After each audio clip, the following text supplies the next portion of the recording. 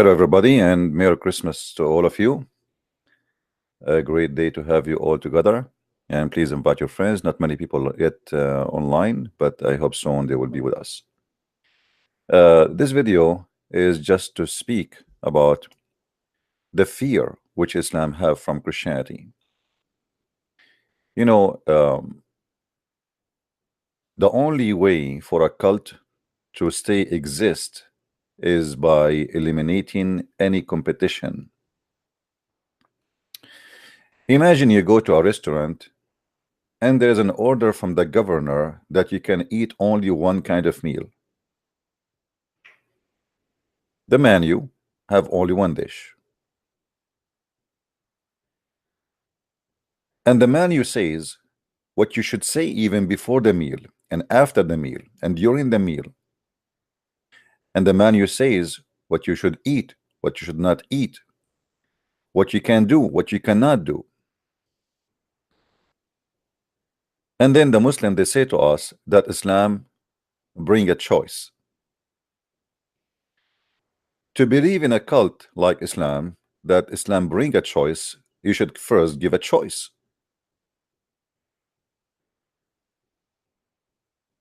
I never heard of a cult speak of choices as much as Islam, but yet in Islam there's no choices. You cannot even choose what you want to be or what you don't want to be. It's one way to hell. First of all, I want to apologize from all those who send me Merry Christmas in Facebook or in Skype. It's impossible to answer all of you. I got thousands and thousands of them, and you know that this is really impossible. But I love you all, and Merry Christmas, all of you. If we go in YouTube, we will find the following. Tons of thousands of videos made by Muslims warning the Muslims not to celebrate Christmas.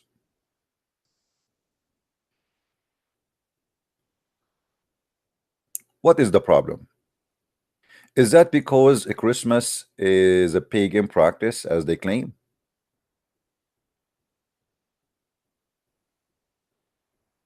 What about Valentine? Muslims, they fear Valentine to death. Is Valentine a day of paganism? What about Easter? What about the New Year? What about? Everything in Islam is a phobia. The Muslim have phobia even from a poor pig. If a Muslim he see a pig, he go panic. They have a phobia even from a dog, to the point their prophet he ordered to kill all the dogs.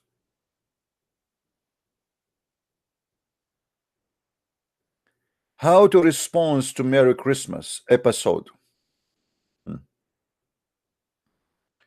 They are teaching the Muslims even how to respond to Merry Christmas. You cannot say back Merry Christmas. How you respond to that? Somebody says to you Merry Christmas. How we can get away with this? I mean, look at the silly cult of Islam, how bad they are terrified. Somebody, okay, you are not celebrating Christmas, but somebody says to you Merry Christmas, what you say to him?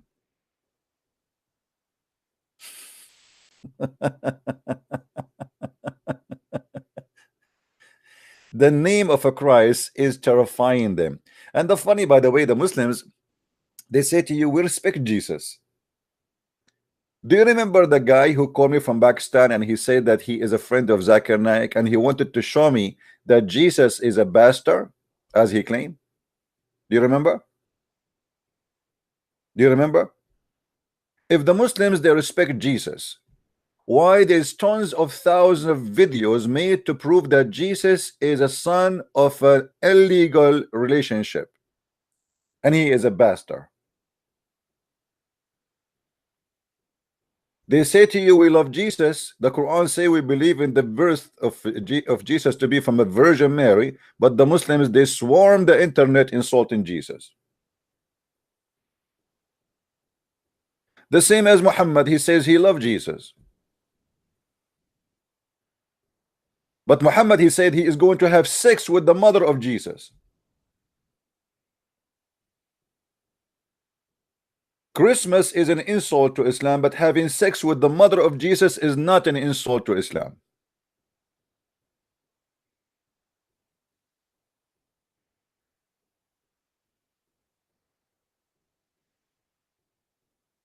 Islam suffer from mental illness. Anything is not Islamic is dangerous. But the funny, Islam, nothing of it is Islamic. As an example, if you ask a Muslim, and by the way, my Skype is open, any Muslim can call me, only Muslims, please. Because always, you know, we are not like the same the Muslims they do. The Muslim, they have like a show or a program, and only Muslims, you know, like they don't allow anyone to call because simply they are scared from facing a debate, a real debate, really questions. Why you don't accept Christmas? Because Christmas he was celebrated by the 25th in December. It was the Sunday. Okay, hold on. The Orthodox Christians don't celebrate that day. Do you accept that day? Oh no, we don't, still will not accept it.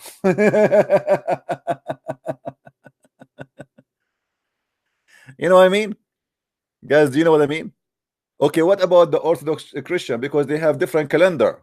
And actually, I believe that the Orthodox calendar, their calendar is the calendar we should follow.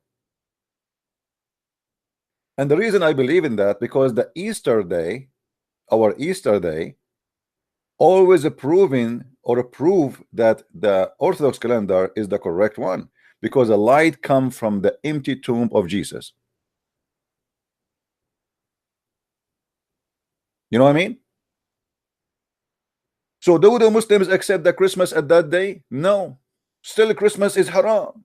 So they try to find any excuse. Okay, if Jesus is a prophet of God for you, and somebody celebrating a prophet of God for you, what's your problem? Let us say in that day, people, they used to worship rocks, stones, volleyball. They used to worship Michael Jackson, maybe. They used to worship potato, tomato, and then they switched to worship a true God. What's the problem?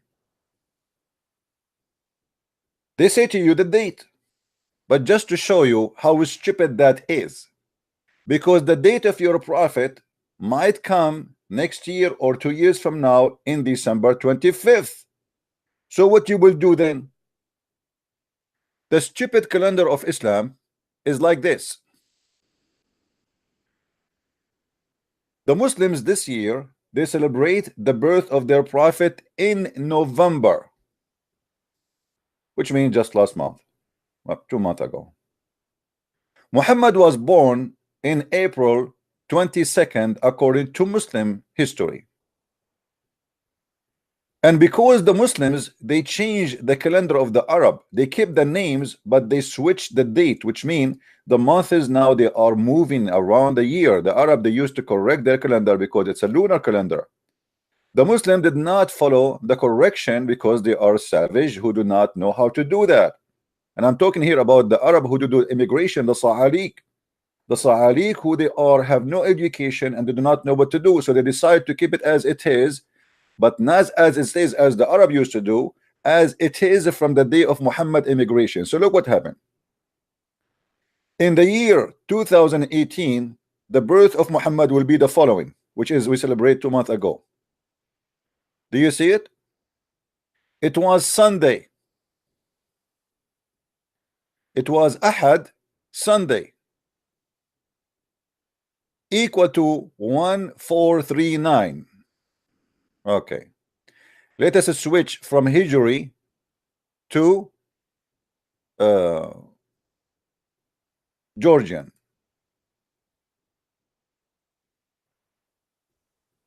Convert. That will be December 25th if it was 16. So we will make it here 22. I will make it 22 because this is the actual birth of Muhammad supposedly. It is December 31st.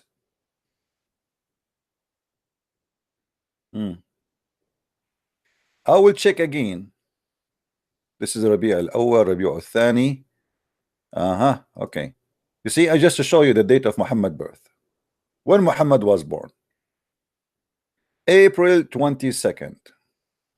April 22nd in the year 571. In the year 571. That is equal. Let me show you the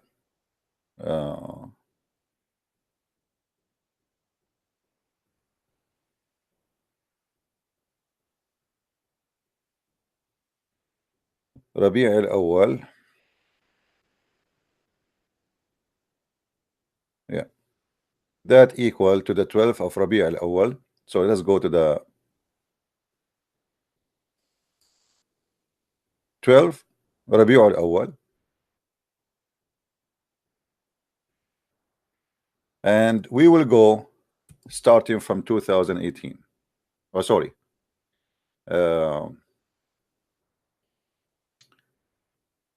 Let us convert Georgian. Okay, no, do this. This one is not helping me really. Let us go here. Let us do this. Okay. So in the year 1440, Rabi'ul Awwal is November 21st. What if we change it to 141?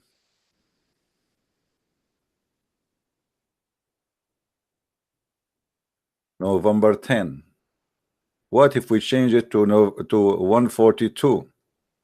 144. Let us add a few years.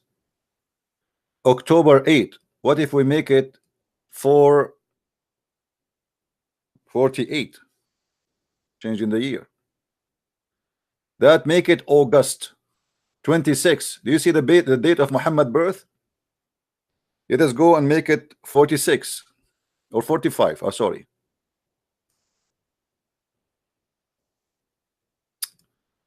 I have to do it again.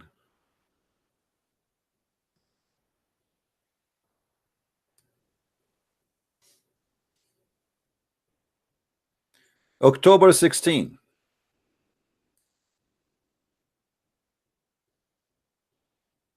October 5. What if we make it in the year 400 or 500?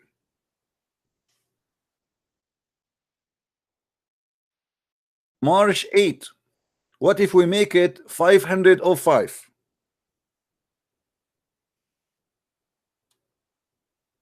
Oh, you cannot do that. Okay, did not accept to go that far. So let us go back on time. What if we say in the year 700? This is 700 according to Islamic calendar. Muhammad was born December 25th.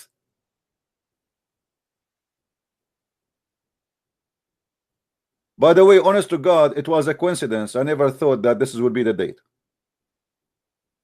Did you see what happened? Guys, did you see what happened? Honest to God, I did not even thought about it that is going to be December 20. I'm just guessing. Guess what? In the year 1300 Christian calendar, Muhammad was born December 25th.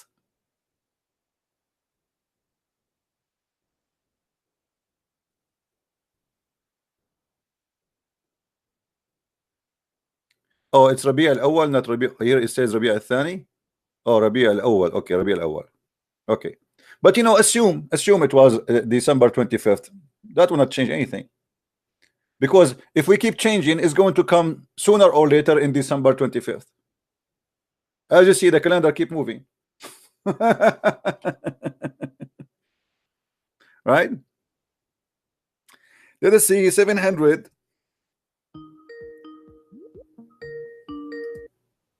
Hello?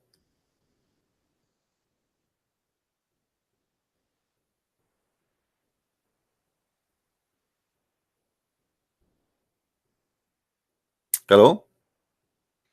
Hello, Christian Prince. Yes. Hey, I was just watching your live. I just wanted to say Merry Christmas and thank you for your videos. I really love them. I appreciate them. And I was wondering, do you ever debate in Arabic? Oh, yeah. You do? Okay, it would be interesting to see some of your Arabic debates if you ever Oh, you would don't want to watch see them in them. Arabic. You don't want to see them in Arabic. In Arabic, Muslims, they go dancing crazy. They lose their mind. You can actually watch. There is one very well known. My debate with the head of the Islamic Shia in USA. His name Sheikh Hisham Al Husseini. In Okay. ABN TV, you can search for it, and you will see how the crazy guy lost his mind. Okay, I will search that. Yeah, Thank this you very guy, much. he was interviewed by Fox News more than 5 to 6 times. He was hired by as a consultant for George Bush, the idiot. And each time the Fox News they try to corner him about his belief, he get away because he's Shia. He play games, but with me he could not. So I don't know if you speak Arabic, you can enjoy it, and you will see the comment of the Muslim down there. They accuse me that I paid him to make Islam look stupid. Okay, could you give once again the reference to that link? Maybe not now, maybe later I can, maybe somebody can in the text in the chat can find it for you. All right. Okay, well, Okay. thank you so much. Take care. Take care. Bye. Yeah, because remember, Christian Prince, when he speak English, he is speaking the limited English he have. Christian Prince, he speak Arabic. This is his native language. So the horse is full power. You know what I mean? You see, you will notice that sometimes I have a limitation, and the limitation is clear because my language does not help me much. Sometimes I want to express myself in certain way, but I have limited words to use. You see, I don't speak a fluent English like maybe all of you, maybe. So because of that, then I found myself very limited. But in Arabic, I am different level because English, is not a problem for me no more. This is my native language, and then you will see a different person. Right? Anyway, so the point here we are trying to say that Muhammad birth date sometime is in December, sometime in January, sometime in February, sometime in October. Guys, I want just Muslims to call me, please. I don't want to take, I took this lady call. I thought she is a Muslim. Only Muslims call me now, please. Please. Let us hear the other side of the story. All right? I don't want to receive calls, people saying to me, Merry Christmas. Thank you very much. I'm happy that you are celebrating the Christmas. We got it. You are here to teach, not just to say Merry Christmas. So as you see, the Islamic calendar is very funny and very stupid.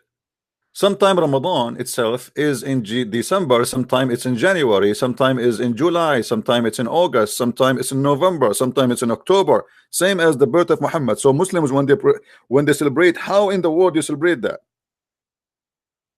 They say to you, well, Islamic calendar is not correct. So why in the world your God Allah he chose such a funny calendar? To the point the 22nd of April became November or December or January. Your prophet was born in the 22nd of April. Now, the Muslim, they say to us, we refuse Christmas because it have a pagan roots. Look who is talking. Look who is talking. Isn't it you Muslims who are following everything in your religion based on pagan roots? What is the Kaaba? What is the black stone? Why Muhammad kissed the black stone? Isn't it the Arab before Muhammad they used to kiss the black stone? Isn't it the Arab before Muhammad they used to touch their vagina and put their hands full of blood inside the black stone because they believe that this is the stone of fertility and this is the stone present the god of fertility? What is Manat? What is As-Safa? What is What everything in Islam, all the ritual, Islamic ritual is pagan.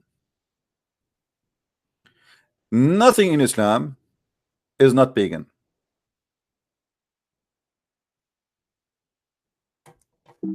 Even Muhammad, he told the Abdul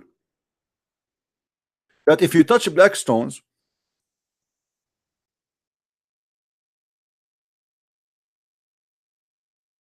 they will erase your sin.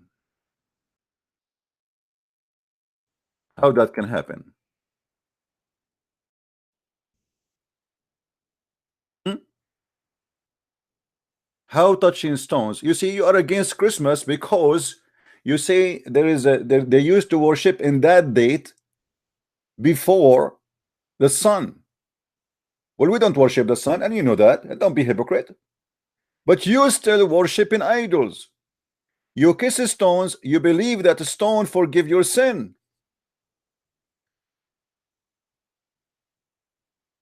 And let us show you what your prophet said.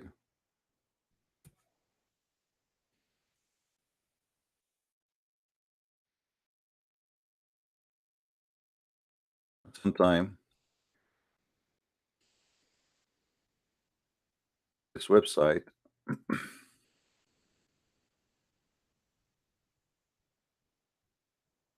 Here we go. Isn't it your prophet saying this? Abu Abdul Rahman, somebody said to Abu Abdul Rahman, why do I only see you touching those two corners? The two corners is what? There's a stones there, the Yemeni corner and the black stone. He said, I heard the messenger of Allah says, touching them erase sins. Do you see the Christians going around and touching a Christmas tree and says this Christmas tree erase our sin? Do you see Christian says in the day of 25th the sun will erase our sin?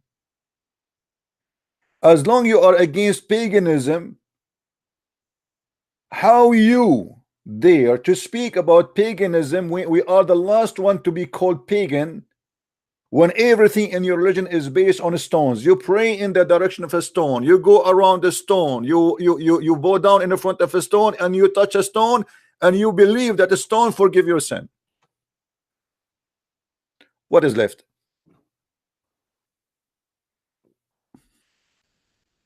Any Muslim can tell me what is left? How in the world if I touch stones my sin will be erased?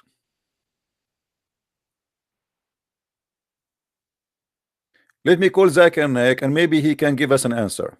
Tiridin, tiridin. Tiridin, tiridin. Tiridin, tiridin. Dr. Zakir Naik, I told you 1,000,000 times, don't call me at the middle of the night. And I know exactly what you are going to talk about. Zakir Naik, how you want to know what I'm talking about? I was listening to you. How you said you are okay? You sound like you were asleep. I listen to you even when I'm sleeping. I put all within your channel and I know exactly what the question. Okay, as long you know what is the question, what is the question? You are going to ask me why somebody broke the teeth of the Prophet Muhammad. No. Okay, you are going to ask me why the Prophet was full of lies. Not that one too. Okay, you are going to ask me why the Prophet he have sex with the child, his name is Aisha. No. Okay, I give up. What is the question? Okay.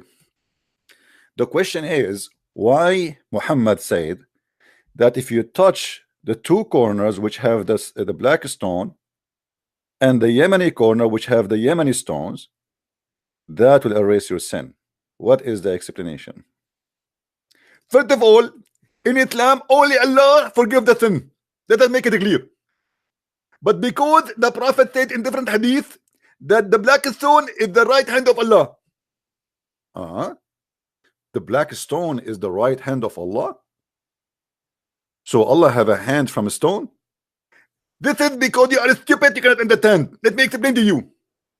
The black stone is the right hand of Allah, which means it is in earth present in the hand of Allah. So that the second you kiss it, and you are kissing the hand of Allah. Thank you very much. Don't call me again. I will call the police for you. The black stone is the right hand of Allah. Any Muslim? Hmm?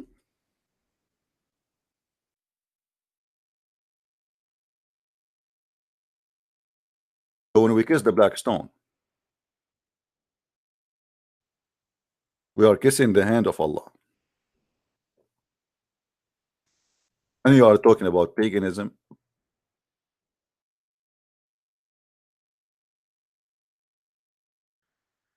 If there is any Muslim would like to call us.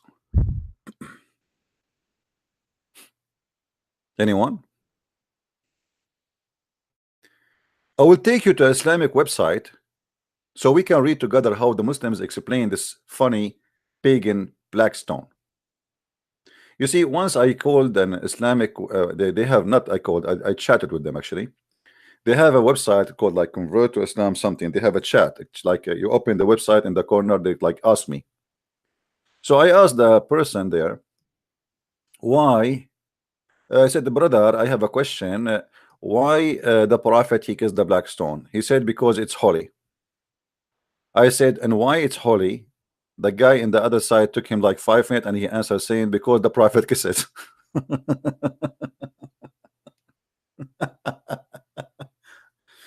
Unbelievable.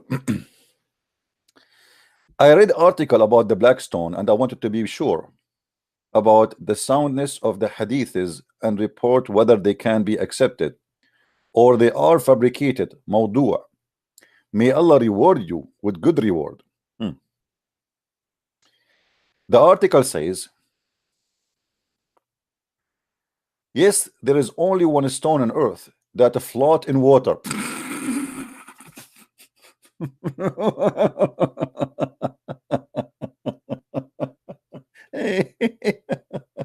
Oh boy.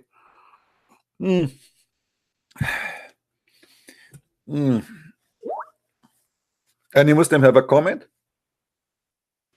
Brother? Any Muslim have a comment? The black stone float in water? My friend, first of all, there's many kind of stones, they float in water. They are in the shape of a stone and they are a stone, but they float, yes. Because they have a very light weight. They are different. The way it's made from, they are like nothing, like wood. So it's very funny and very silly. Secondly, the black stone is the only stone float in water. Did you make it to swim one day? I hope it's a Muslim. Hello? Hello? Are you there? Hello. Yes, my friend. I'm here. Good evening, CP. Good evening, my friend. My name is Austin. I'm calling from Nigeria. All right. How is Nigeria doing? Hello, can you hear me? I hear you. Go ahead. Yeah, Nigeria is fine. Yeah. Well, I was just laughing when we were making Zakir Naik. So I hope we can get him on stage one of these days. I don't know how the contact will be made. He said that he calls you or maybe you call him. Let's see how the debate goes about Islam. All right, my friend. Well, he will never call me and it will never happen. Keep dreaming. Anyway, my friend, I cannot really keep you for long with me because we want to continue the topic and we want only Muslim to call. All right? I apologize. All right. Okay, thank you very much for calling. Thank you. Take care. Yeah, guys, don't call me unless you are a Muslim, please. Don't call me unless you are a Muslim.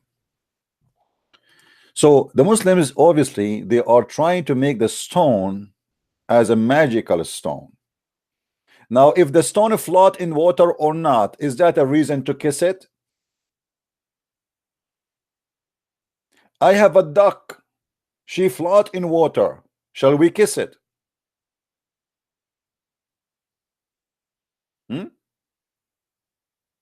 We have two signs in our stones. It float in water and it does not get hot on fire.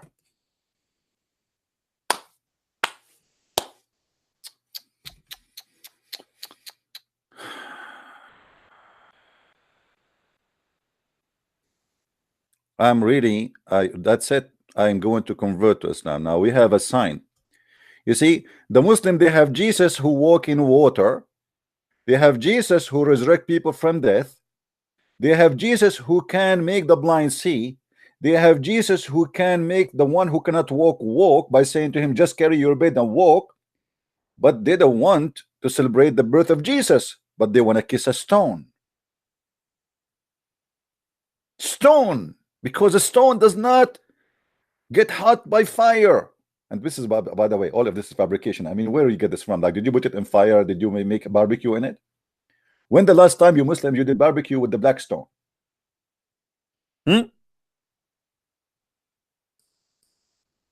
How you know that the black stone will not get hot with fire, brother? Unless you did a barbecue with it. Let us continue. So he brought the stone and had been wrapped with the perfume, warped in brocade to make him think that this was a black stone. What?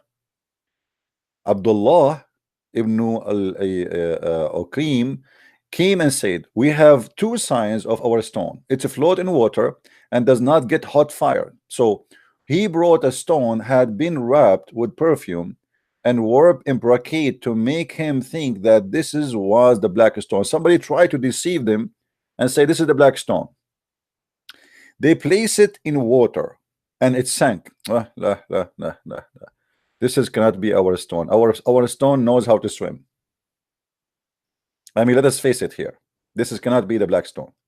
Then they put the fire in it and cracked. Man. Then he brought another stone and he did likewise. And the same thing happened. He brought the black stone and put it in water and it's afloat. Let us continue, man. The black stone is the point which Tawaf began. Tawaf, which means you go around the Kaaba. Okay, so Islam start with worshipping ritual by the black stone point as the southeastern corner of the holy Kaaba. Why the Kaaba is holy? We will see that later. It was originally one of the pricious stones of paradise.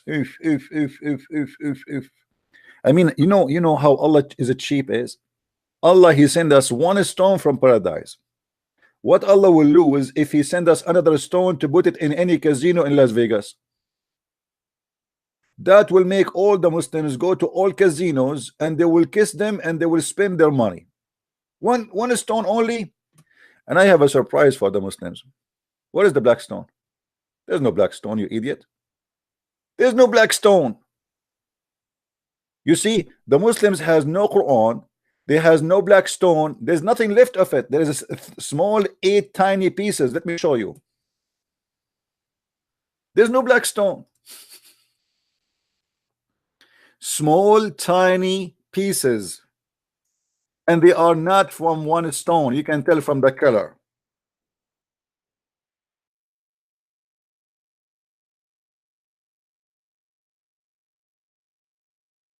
Let's go to images. I'll try to find you an image. Here we go. Let us see if we can find something bigger. All right. Let us zoom in.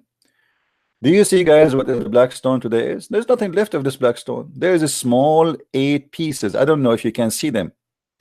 Let me put an arrow on the stones. The rest is an ox. Sorry, it's a wax. The rest is wax. It is not the stone. You see this color here? This is not a stone. The stone is here. Do you see it? Small, tiny 8 pieces. And here we have a problem. Exactly 8 pieces.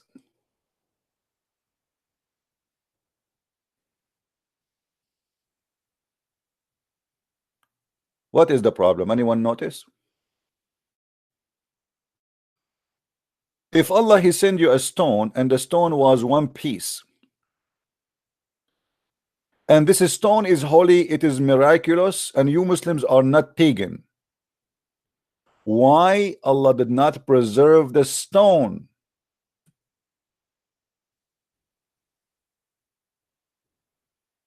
What happened to the stone? You can go to YouTube and search for black stone maintenance. You will see them how they every few weeks they have to repair the wax around the stones. And the wax is made from a mix of wax and perfume and etc. Supposedly will make the black stone not to stink because tons of thousands of people kiss it and lick it. Yummy. So when you say to me we have a black stone and the black stone is holy, obviously the holy God of Islam could not protect his stone. Not only that, if we go right now and search in YouTube about the destruction of the Kaaba and the kidnap of the black stone, you will find that Hassan al-Qurmuti, who is a Shia sect, he destroyed the Kaaba. And he screamed in the middle of the Kaaba saying, Allah, Allah, where is your birds, huh? Because why he's saying that? Because there is a chapter in the Quran, it's called the chapter of the elephant. Why it's called the chapter of the elephant? Because supposedly there is an elephant army came to destroy the Kaaba. And Allah, he sent birds like F-16 birds, and they throw rocks at the army.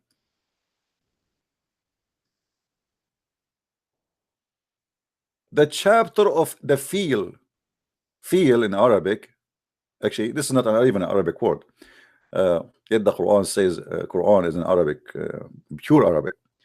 Didn't you hear about the elephant? Okay, what happened to the elephant? Did you see what Allah did to the companion of the elephant? Okay, what happened?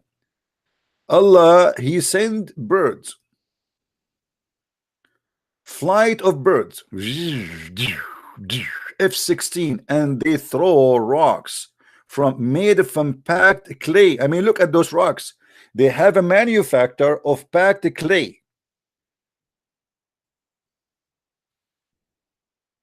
You see, they don't use any kind of missiles. It have to be packed clay. Hello, assalamu alaikum, brother. Brother, we have an army attack from the birds. We are going to launch jihad with the bird, brother. Can you order a lot of blocks of clay? We are need to prepare them. Can you bag them for us, brother? Yes, brother. We need like a 2,000 block of clay, brother. Need to be clay backed and ready for brother for shooting, brother. So this is the emission of the birds is made from backed clay. Where is the birds get the backed clay? They have a manufacturer. And how in the world any idiot he wanna believe that an army of elephant came to Mecca?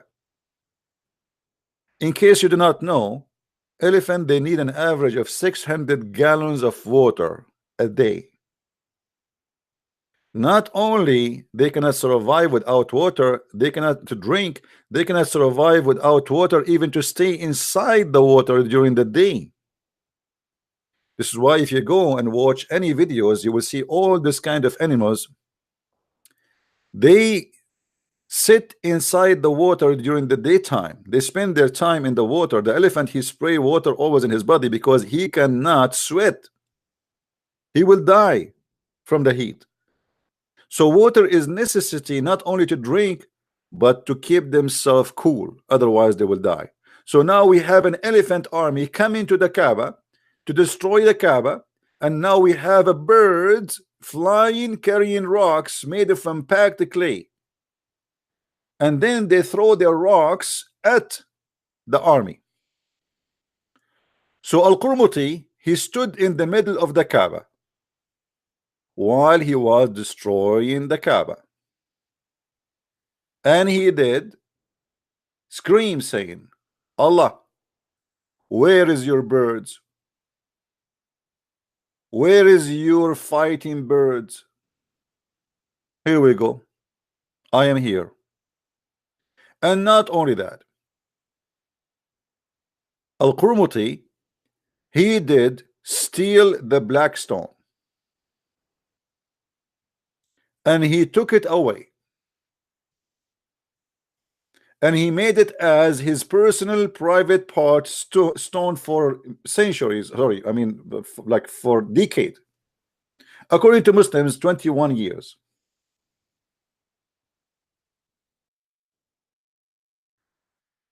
There's videos on YouTube made by Muslims speaking about what Al-Qurmuti did. What Al-Qurmuti did. Let me see if I can find you that.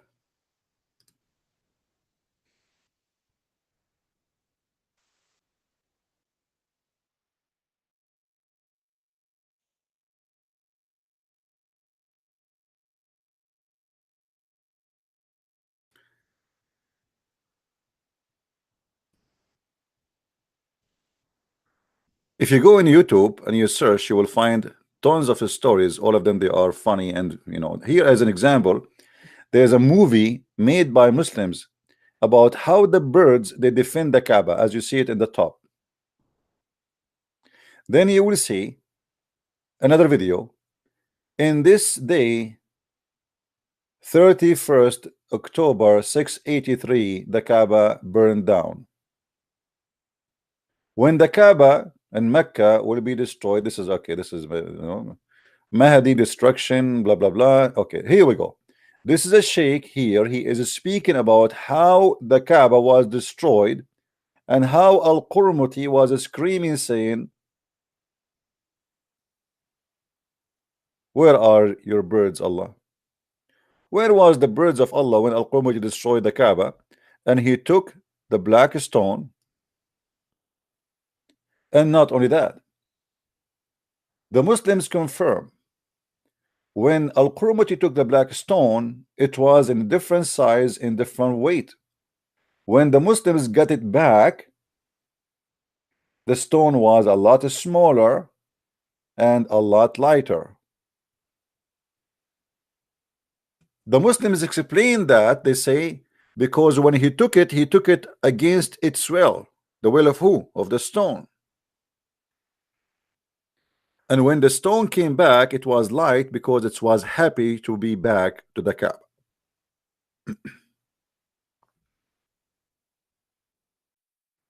Let me see if I can find.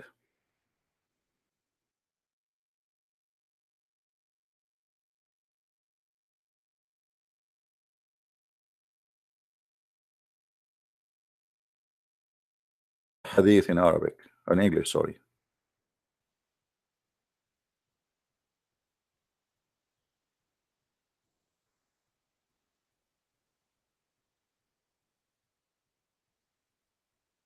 Yeah, well, that would be maybe hard to find it in English.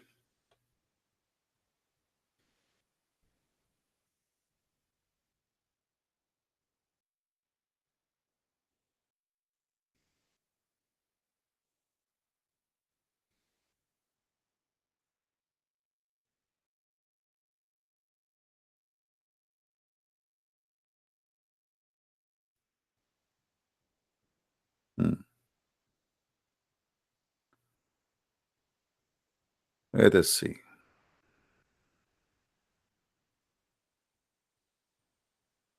Anyway, we can try to find it later. Sometime,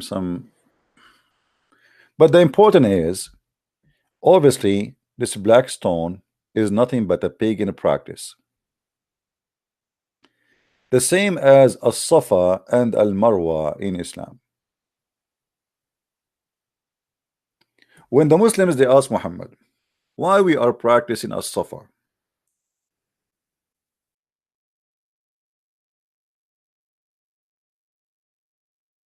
And the Muslims, they rejected in the beginning to practice As-Safa and Al-Marwa because this is a pure pagan practice. But because Muhammad, he is a hypocrite man, he is trying to make the pagan agree with him, he compromised.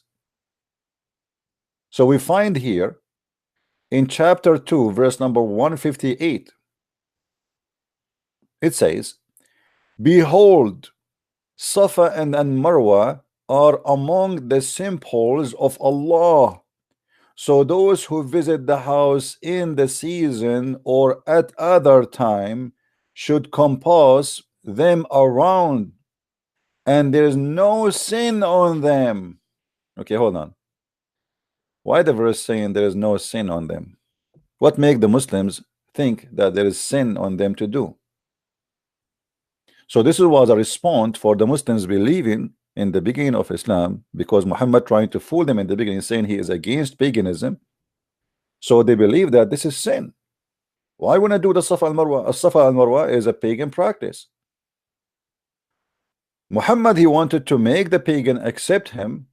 It doesn't matter what the price is. He said, no, no, do the Safa and Marwa, because there's some tribe of the Arab, they don't accept. They put the conditions. If we will be a Muslims, we have to keep as-Safa and al-Marwa as a part of our practice. Muhammad, as usual, he compromised. He is a fake man. He's a false prophet. You want to keep going to Las Vegas? No problem. Here we go. We add Las Vegas to the ritual of Allah. If we go to the books of interpretation, we will find that this is the reason.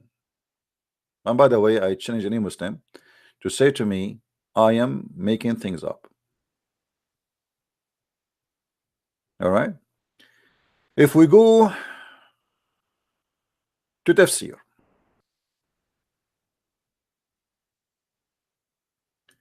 and as you see, this is chapter 2, verse 158, Muslims. All right. Chapter 2, verse 158. We will choose it in the front of your eyes.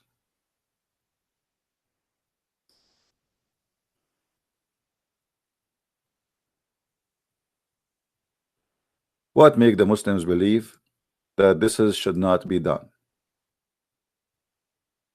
This is your biggest potato, Ibn Kathir, who always lie defending Islam. But we will use his lies to prove Islam to be stupid.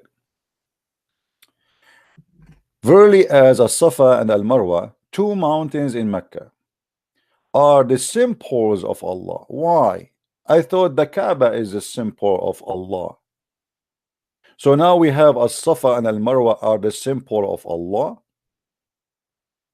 So it is not a sin on him who perform Hajj or Umrah in the house of the Kaaba to perform going tawaf between Safa and Marwa. So what they do in the Safa and Marwa, there's two small tiny hills, not mountains really, and the Muslims, they have to do jogging between them. And this is a practice was done by the pagan Arab before Islam. They used to have two idols, one for a male and one for a female. And those two idols of the male and the female, supposedly they had sex inside the Kaaba.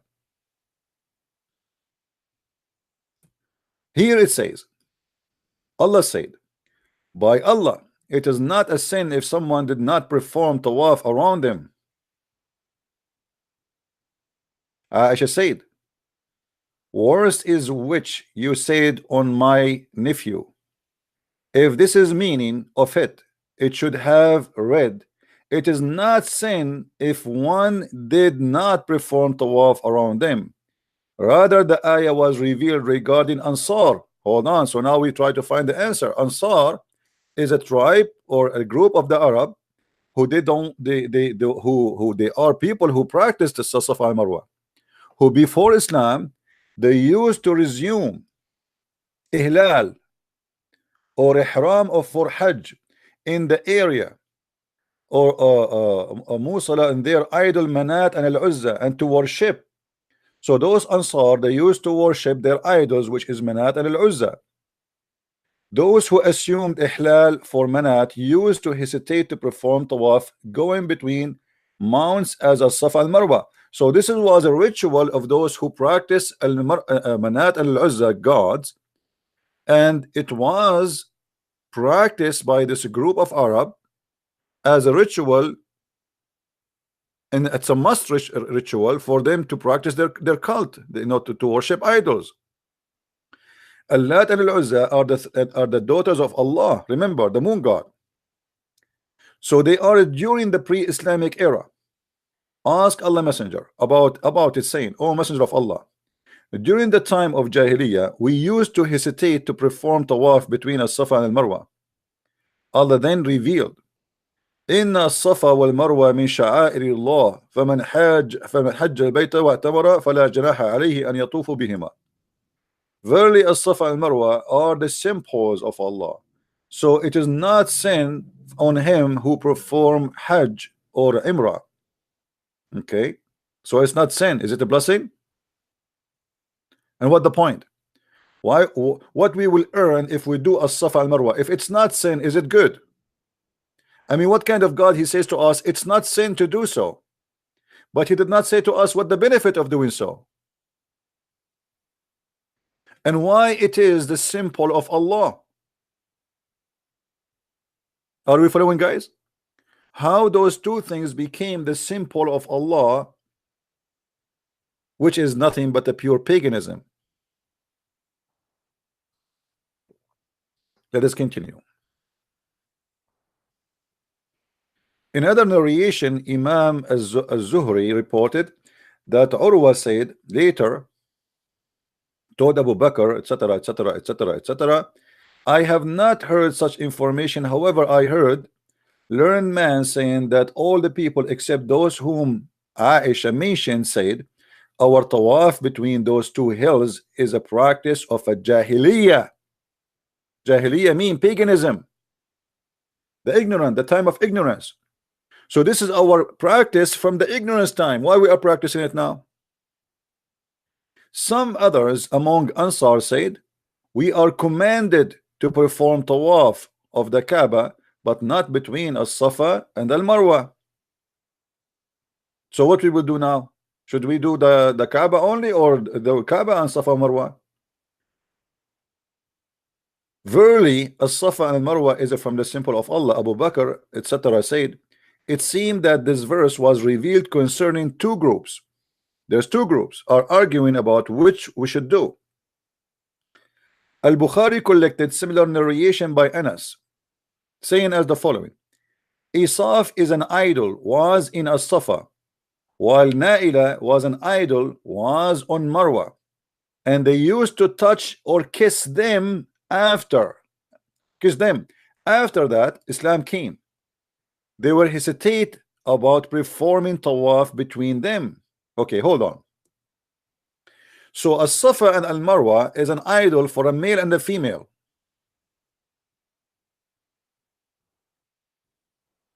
And the Arab, they used to go and kiss them. They have one idol of the female on one hill and the other idol of a male in the other hill. It's like Romeo and Juliet. 6 idols. And the Arab, they used to go between them and they kiss them. Now, what made that practice part of the ritual of Islam? Any Muslim? How such a stupid practice? You Muslims who you are so angry from a Christmas, so angry from the cross, so angry from music, so angry from everything. That does not make you angry.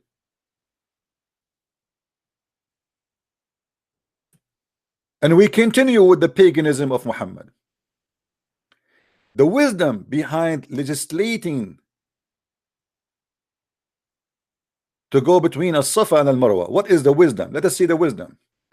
Muslim recorded long hadith in Sahih and in his Sahih from Jabir, which Allah Messenger finished tawaf between the house and then went back to Rukn, the corner of the black stone, and kiss it. Mwah! Yummy, yummy, yummy, yummy. I'm a prophet Muhammad. I'm against paganism, a brother, and we should not worship stones. But I like to kiss the black stone, brother, because it's very sexy and I know it. Isn't it? This is a pure paganism. After Muhammad, he kissed the black stone. Muhammad, he says, Inna Safa wal Marwa from the symbol of Allah. So look at the connection. We kiss a black stone, and right away we start reciting that As-Safa and Al-Marwa are from the symbol of Allah. We wish you a happy Safa, we wish you a happy Marwa, we wish you to kiss a stone, all of you Muslim. We should kiss a stone, we should kiss a stone, because it's not a pagan and this is halal. We wish you a Safa, we wish you a happy Marwa, we wish you a happy stone. Let us kiss it over the phone. Are you happy now? I hope you are not getting offended. So the Merry Christmas is driving you crazy, and kissing stones, going between stones and making stones the symbol of Allah is not.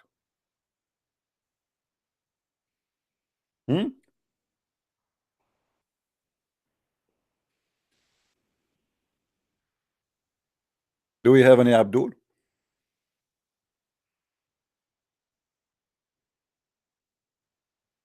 I never heard of a religion, oh sorry, cult, speak too much of things when they practice the opposite. As an example, the Muslim, we say we are against adultery. We are very conservative. We are very conservative, my friend. But the Prophet, he said, if your wife is a whore, enjoy her with the rest.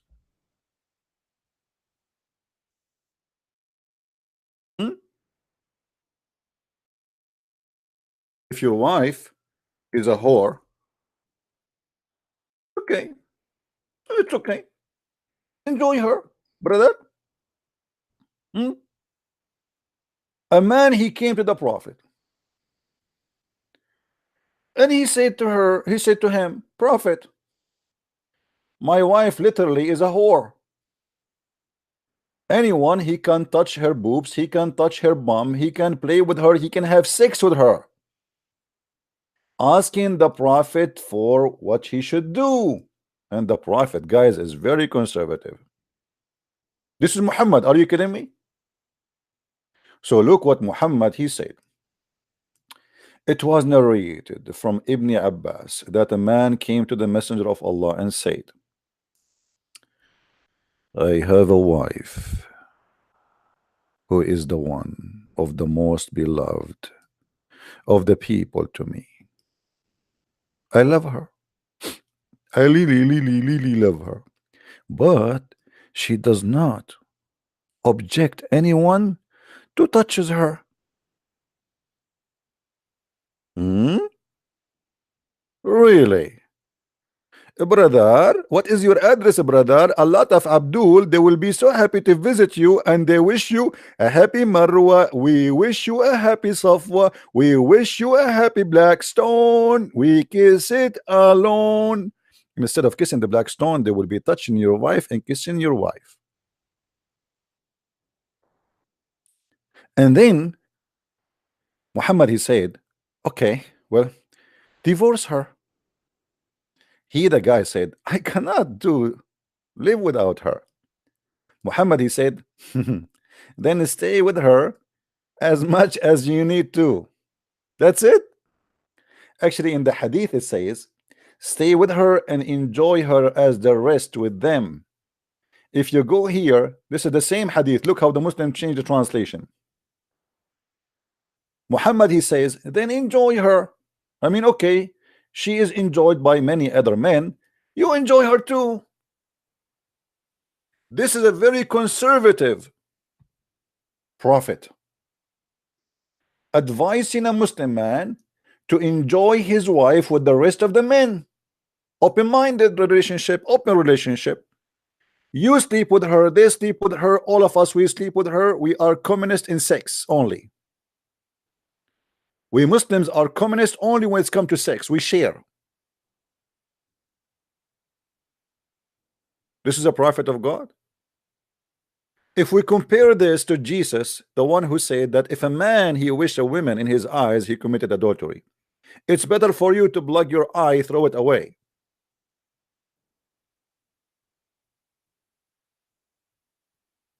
This is a prophet of God. Enjoy her.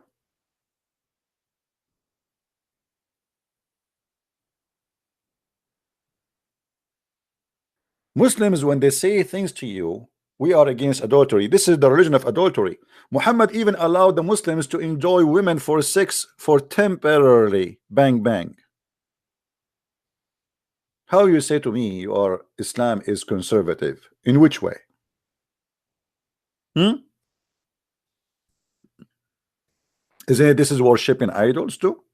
Sex? Sex is an idol in Islam. Muslim, they want to fight for Allah for sex. Muhammad, he promised them endless penis and a vagina fit for that. I don't want to pray, you know. You see, when somebody says I will give you a penis which is endless, this is the Abdul, excuse me, you know, if you don't like to see this, please leave. We use art for reasons, and I'm very, very well-known artist. You go to Italy, ask Anthony Berlusconi about me. My art is all over in the world, brother. This is Abdul. Allah, he will make his penis endless. The screen will not fit for that penis, my friend, sorry. But he promised that the vagina will fit for that. That means a woman, she will have a vagina which is endless too. How that can be? Hello? Hello? Hello? I mean, are you mad? We wish you a happy Marwa. We wish you. What a stupid cult. Brother, we are very conservative, brother. We are very conservative. Yeah, right. The Prophet allow men and women to enjoy sexual relationship without marriage. The Muslim, they say that no, this is a marriage. The fact it's not. Actually, the word marriage here does not even appear in the story. أيما رجل وامرأة وافقا فعشرة ما بينهما 3 ليال فإن أحبا أن يتزايدا أو يتتاركا تتاركا. Translation. The Muslim translation is full of fictions. They added the word marriage there, but the fact there's no marriage. Have you ever heard of somebody marrying somebody for 3 days, 3 nights? I mean, this is a very lousy religion.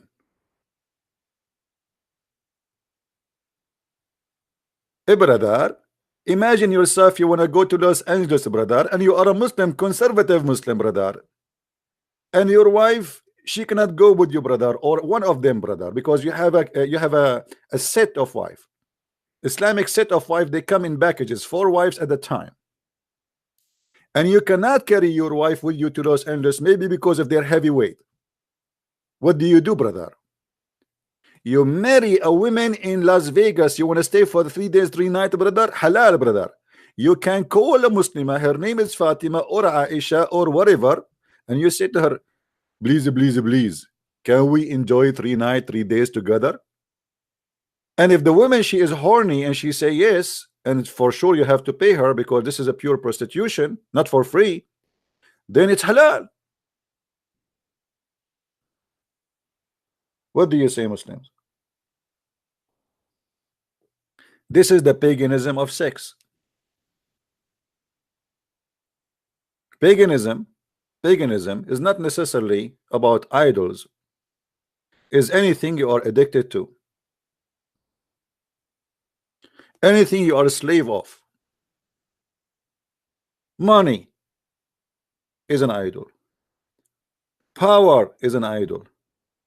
Sex is an idol. And I see nothing in Islam except idol worshipping. From kissing the black stone, from practicing as-Safa and al-Marwa, for believing that a stone forgive your sin, to believe that God is a sex vendor, vagina vendor.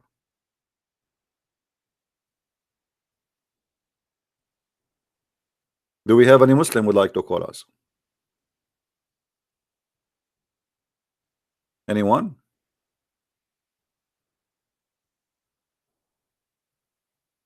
Do we have any Muslim want to prove us wrong?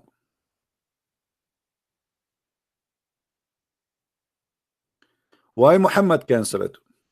Actually, the fact Muhammad did not cancel it. You know, you see, do you remember in the other day we showed you that the guy, he called me and he said, yes, this hadith is there. It says we practiced the mut'ah during the time of Muhammad, and we during the time of Abu Bakr, and during the time of Umar. So Muslim, they practiced mut'ah all the way after Muhammad's death. But I believe what happened, many Muslims, they were disgusted by many teaching of Muhammad and they tried to get rid of it. And I will show you an example.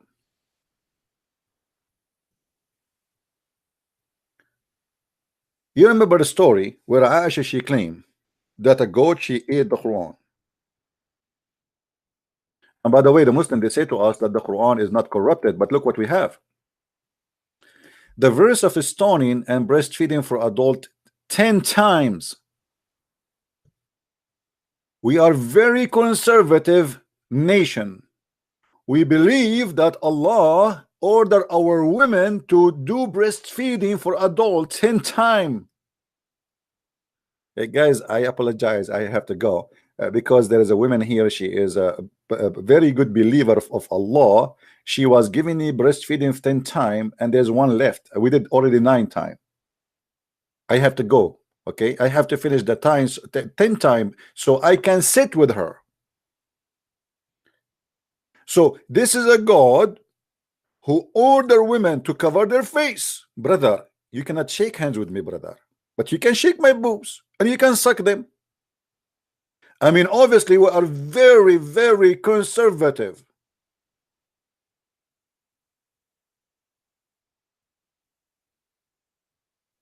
How dare you to shake hand of a Muslim woman? How dare you? You can only kiss their boobs and suck their nipples. Only. And this is a verse from Allah. And look at the disaster. This verse was abrogated in recitation, but not in ruling. What? What do you mean abrogated by recitation? It does say here that the goat ate it.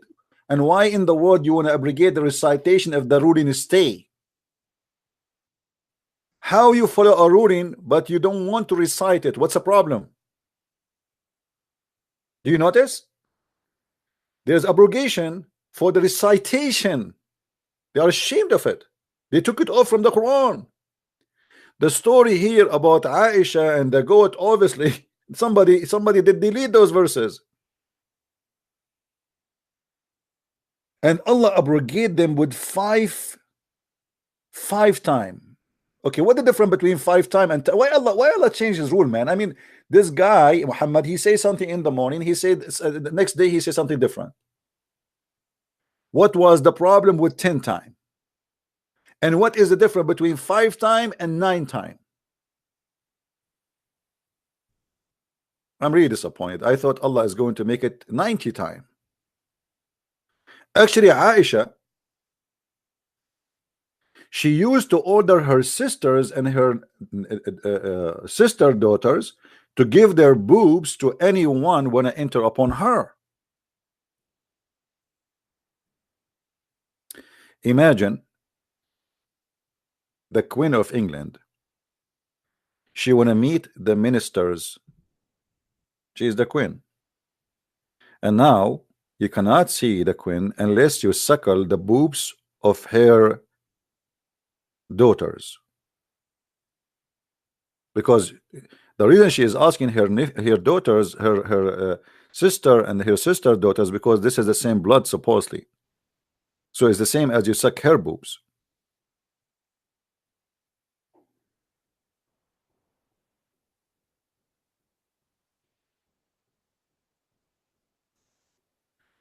When a Muslim scholar, he made a fatwa, and the fatwa is that any woman she want to go in the bus or in the train, she have to suckle every man there.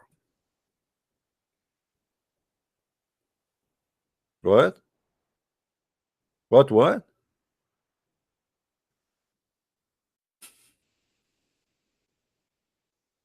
and he is the head of the hadith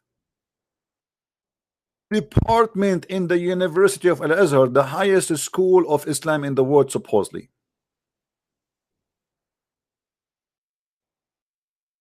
Let me show you the fatwa. I'm searching in private Google.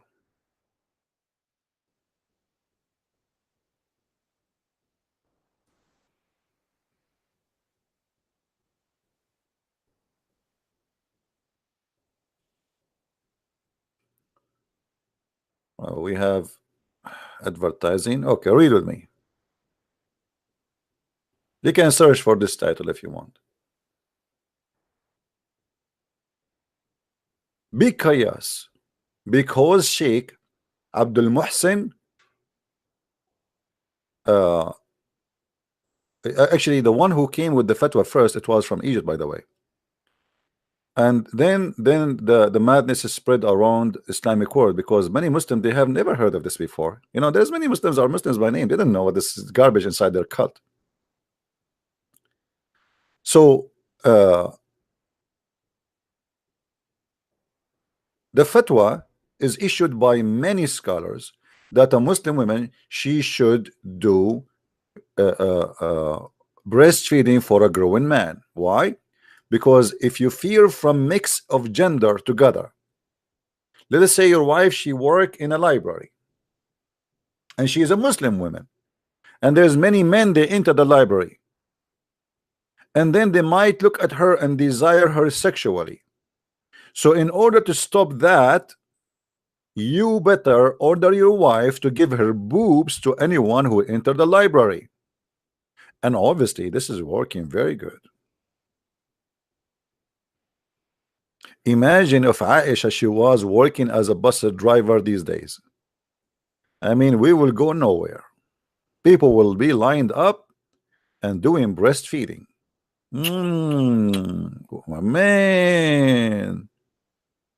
Huh? Then the Muslims, they start saying, oh, this is contradict the teaching of Allah. That's not true. Here we go. It is the teaching of Allah, liars. And actually it is Muhammad, the first one, who ordered it, and then he claimed that he received verse from Allah supporting that, when the Muslims start making argument about it. A woman, she came to Muhammad, her name is Sahla bint Suhail, and she said, we have in the house a grown man, and my husband looked like he is jealous. Look like this guy here looking at her in a dirty way, in a sexual way. So she is asking for advice from the Prophet.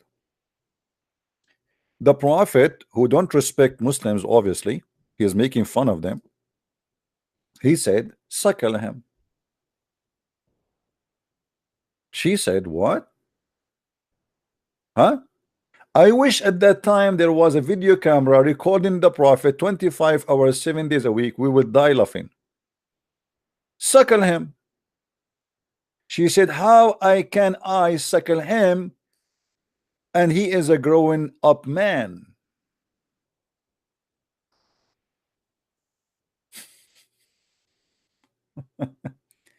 And you will see the Prophet, he have a big smile laughing. He says, yes, yes, I know he is a growing man. Suckle him. Suckle him. A laugh of a witch.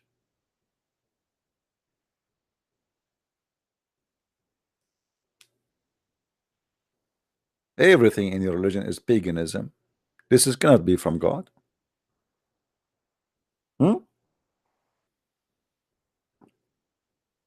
This cannot be from God.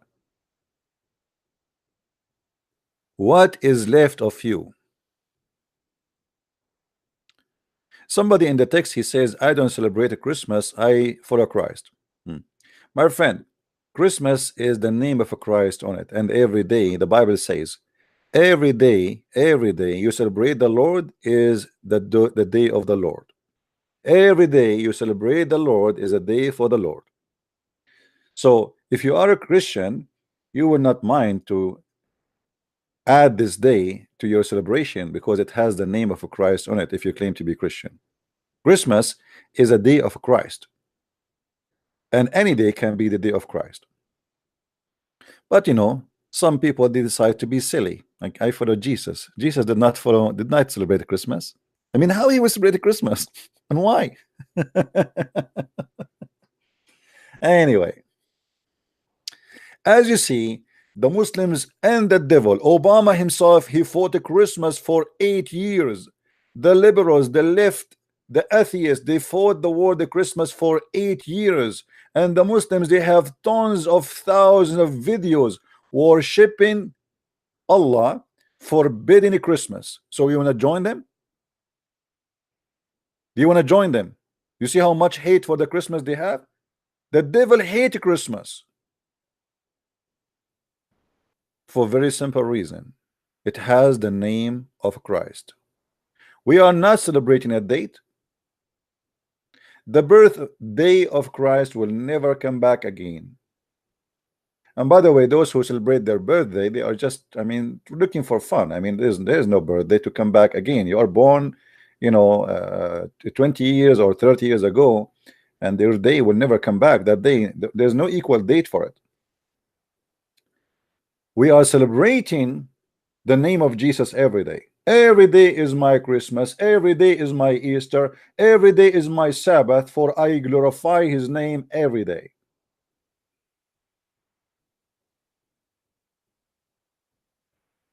Now, if you have a problem with that, that is your problem, not mine.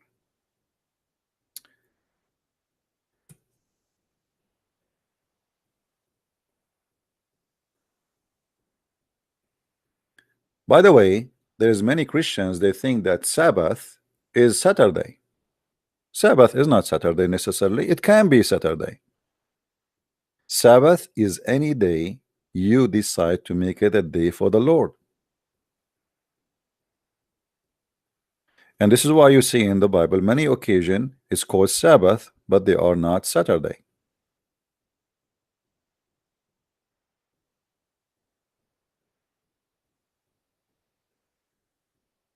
Do we have any Muslim here would like to call us? Mayday, Mayday.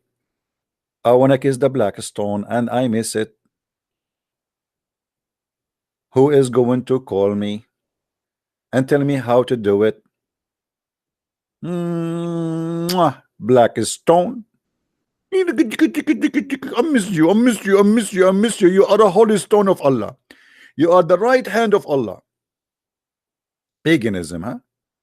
The funny too, that the Muslims, they say, how you worship a man?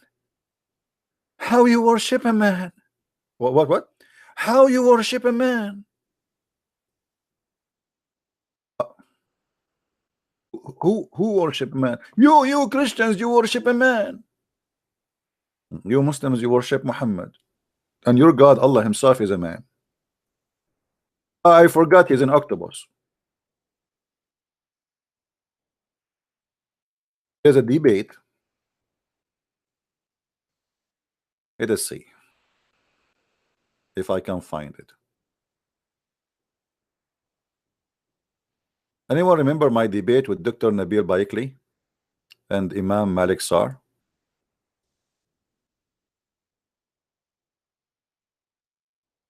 In that debate,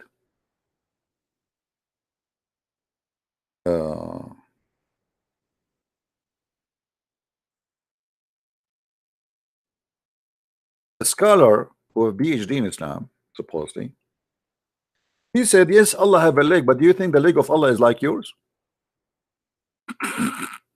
No, sure not. Are you kidding me? No way that Allah leg is like my leg. Absolutely not. I mean, how silly the answer is. Let me see if I can find you the video. Hold on, give me a second.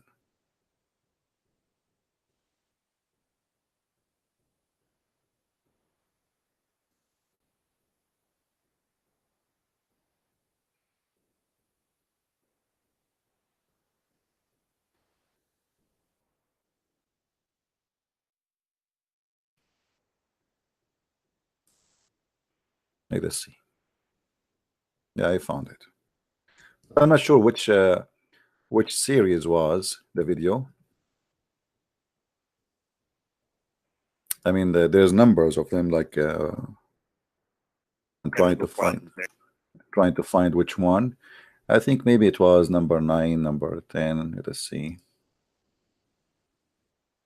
It is the water of the women and the water of the man. It is Let us see. Hold on. It's coming from the chest. To take these calls real quick here. Okay. Well, I will. First there's the sound. And now let us ask ourselves very easy question. I don't agree that this is the water of the egg. Okay, hold on. But someone he do not know anything about Islam. He is not. The sound is very bad. I don't know why this recording here is not good. This one day, as in on the Vulcan formation that's present at that time. So when Allah anyway, days, it does not mean the same days that you and I understand. Let us see. Okay. But this is another question. Actually, this is another question. ID. Go ahead, sir.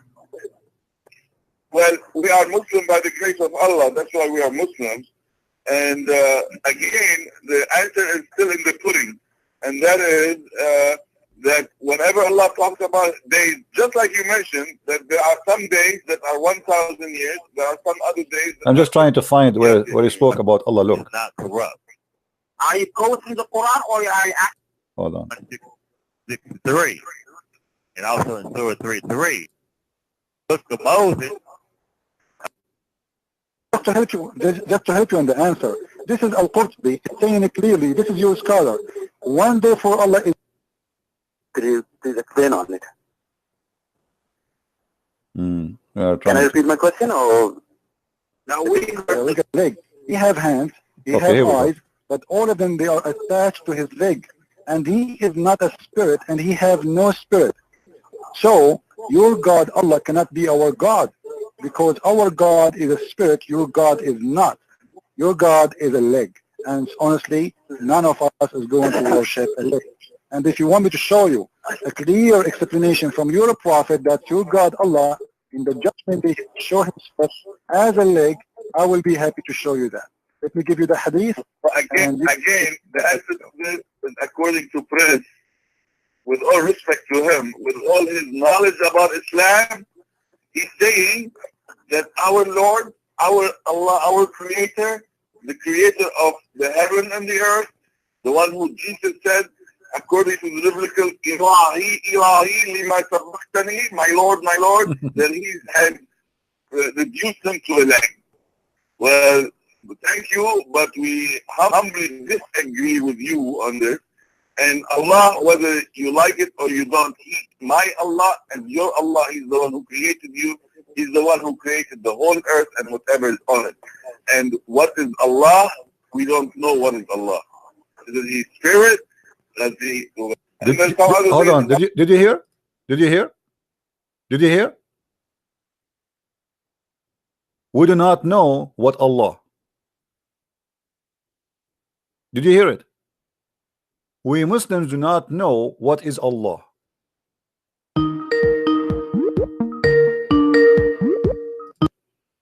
Hello? Hello? Are you there?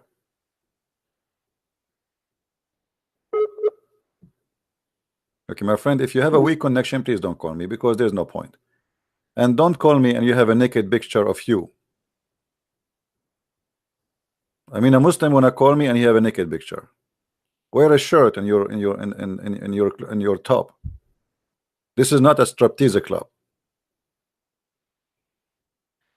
So Dr. Nabil Bayaqli, who claimed to be a scholar, he said we do not know if Allah, we do not know what is Allah, and we do not know what is Allah about, and we do not know if he is a physical being or he is a spirit. The fact, this is a lie. This is taqiyya.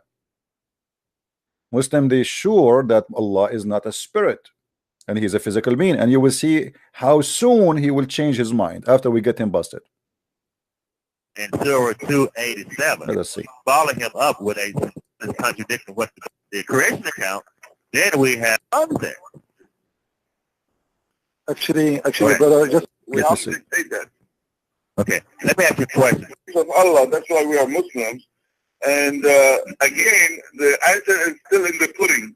And that is that whenever Allah talks about days, just like you mentioned, that there are some days that are 1,000 years, there are some other days that are 50,000 years, and there's some other days that I want to go to the topic about the leg. why you are rejecting your scholars?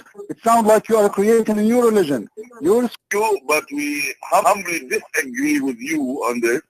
And Allah, whether you like it or you don't, my Allah and your Allah, He's the one who created you. He's the one who created the whole earth and whatever is on it. And what is Allah? We don't know what is Allah. Is He spirit? Does He, whatever He says about Himself, whether He has an eye, He has an eye that fits His glory. And thank you very much for raising this. I think you have a leg, don't you? Guys, this is I'm debating two imams at the same time. One is the Imam of the Mosque of Tennessee. The one you see him in the screen, his name is Imam Malik Sar. And the other one is the head of Memphis. He have a PhD, and supposedly he claimed to be something.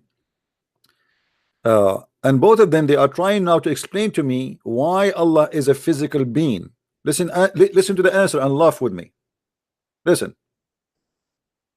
Raising this, I think you have a leg, don't you? I think you have a leg, don't you? So I'm asking him why Allah have a leg. He said, okay, thank you for raising this question. I think you have a leg, don't you? Okay. And thank you very much for raising this. I think you have a leg, don't you? I do. Well, but according to Muslims, excuse me, and let me just finish. And if you believe you have a leg, I believe also the dog has a leg. So are you equal to a dog? No. But you still believe you are a human being. Now you have an eye. And of course, the snake has an eye. Are you a snake? You are not a snake. You are a human being. Therefore, the attributes of God as His attributes can never, ever be compared to any other attribute of that which He has created and brought into existence. And I will defeat anybody who can prove from the Quran that God is a leg. Get me the verse right now, and I'm going to read it to the audience as they may follow the word. Guys, man, Christian Prince is in the corner. I challenge anyone who can show me from the Quran that Allah is a leg. And now Christian Prince, you have to call a friend. Who is the friend of Christian Prince? Who is the favorite friend of a Christian Prince? That is Zakir Naik. And look how excited he is. And look how funny the answer. Okay, Allah have a leg and you have a leg. Does that mean the leg of yours is the same as the leg of Allah? Huh? No, my leg is nicer. I assure you. Look at this. Unbelievable. By the way, this is one of the reasons I took the mirrors out of my house, because I can, you know, like even the mirror will be broken when they see the leg of a Christian Prince. I mean, look how silly the answer is. The question is, why you reject God to be a man, but you accept that your God, Allah, have a hand, have a foot, have a leg? What leg? What he's doing with the leg? We have a guy, his name is Falcon Sky. Falcon, how are you, my friend? If you speak English, Falcon, call me. If you speak Arabic only, شنو هذا يا عبدول؟ شو أن الله لا يسوءه سوء؟ شنو هذا؟ كلام فاضي يا رجال. كلام فاضي. All right. Let us continue. By the way, I wasn't speaking Arabic. I was I mean, I think it was I imagined myself speaking Arabic. I'm the same as the Prophet Muhammad. Okay, let me prove that to him. Let me ask this question. Are you saying that God is not spirit? Okay, you as a human being, They have a spirit. Hold on, Mr. Moderator. No, you know, when you teach sometimes, it is very good to take example from the person right in front of you, because that's what they may understand. What you're saying, not cutting you off, but I understand what you're saying about human being. I'm not asking questions not directed towards human being. My question is, are you saying that God is not spirit? My question to you, as an answer to your question, is you see, guys, they don't answer. The guy, this is the host, he's not a debater, he's just a host supposed to in the debate, but he's asking a question. Did you say that Allah is not a spirit? The Muslim, he don't answer. He says, my answer to you is a question. Oh boy. The human being, right. Do you have spirit? What does that have to do with me being God? I'm not God. Because you are a product coming from the creation, as a creature of God. Then we may understand God better. And if you answer to that question, I'll give you a direct answer to your question. My point is, if God is not spirit, when the Bible said God is spirit, then my question to you would be, if the Quran said God is not spirit, then what is God? God is a spirit and a physical being at the same time. You see, this is one of the stupidity of Muslims. Those are scholars who they are teaching Muslims, but he just said that Allah is a spirit. But you can go right now in Google and search, you will find that the Muslims, all of them, they agree that anyone who believes that Allah is a spirit is a kuffar, is a kafir, is an infidel. This is a guy who is teaching Muslim in the mosque, he's an imam, but yet he is a certified donkey about his religion. This is how confused the Muslims are. Many of them, they think that Allah is a spirit, when the fact Islam refused such a belief. And here we go. I am live on air. Who is the Muslim wanna call me and prove me wrong that Allah is not a spirit? How such a donkey like this, you give him a job to teach your children in the mosque, the imam of the mosque and the head of the Islamic Center, Dr. Nabil Baikli. Both of them struggle to answer a very simple question, if Allah is a spirit or not, and the answer simply no. They are both stupid and they do not know what they are talking about. Allah is not a spirit and he has no spirit.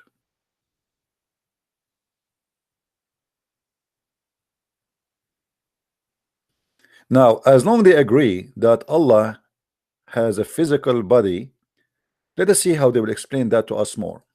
And now, that's why, hold on, Mr. Moderator, now you have to listen when you ask a question. This is why I was referring back to you as a human being thinking, asking you, what are you? Be clear on this.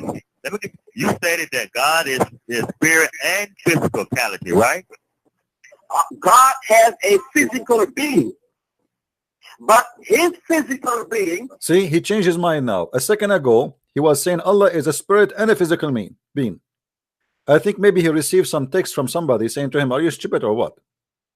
You know, they are in the mosque. There's many around them. They are trying to help them. This is called over radio. So they are in the mosque. I am in my home. Actually, honest, by the way, if you watch the whole debate, you will hear a water running. I was washing dishes. At that time, I used to have a Bluetooth.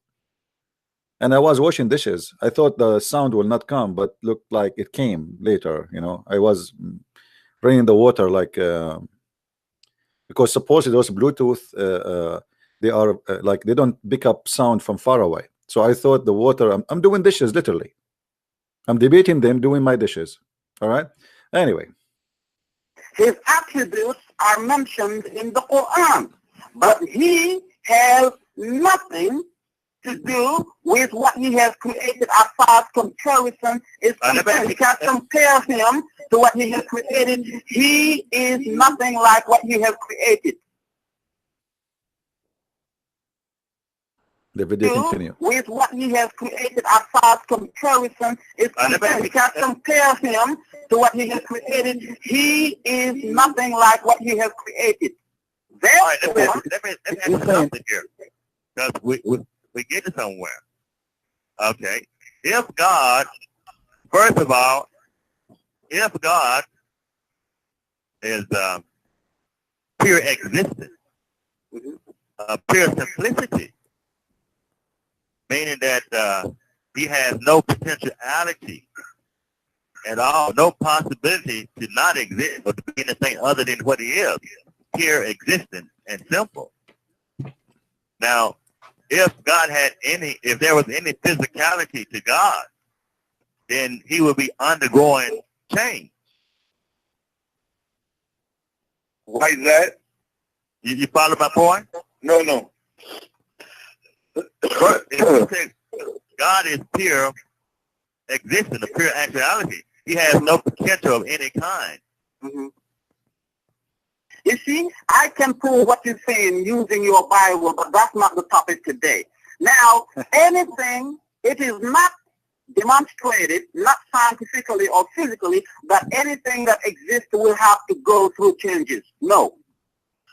And you cannot prove that anything that exists will have to go through changes. That's one thing. And now you and I, as beings that are not perfect at all, of course, a perfect being as God would not be seen to us as I look at you or look at myself or anybody else, because he is perfect. That's why he is. Hold on, excuse me, please. Can I just finish? We got your point. We got no, your you point. don't get it yet. You don't get it. No, we get it. You are saying, please. You are speaking for 5 minutes. I did not speak. I'm waiting. You don't get my point yet. Let me finish. Okay, no, we got your point. We got your point. You my turn. Okay, listen. He is saying that Allah, he has a physical body. He is saying Allah, he has a physical body, but his body is not like you. Body. I did not say body, sir. What is it then? You said physical. What is physical? Physical liquid? I said being, not body. Okay, listen. Guys, I did not say body. I said physical being. It's not body.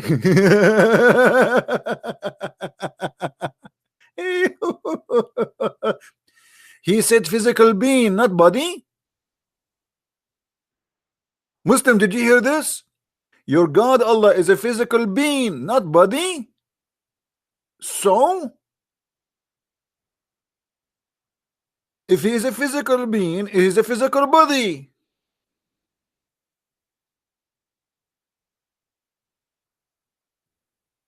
I said being, not body. Okay, listen. When you're a prophet, he said Allah will show his leg. You just said you have a leg. The dog has a leg. Is that mean you are a dog? You agreed that Allah he has a leg. That leg is physical or it is a liquid. I want you to open, please, this hadith with me and read. You're a prophet there is speaking. This is the book 93, Hadith al-Bukhari, verse number 5. Hadith number 532s. Read it.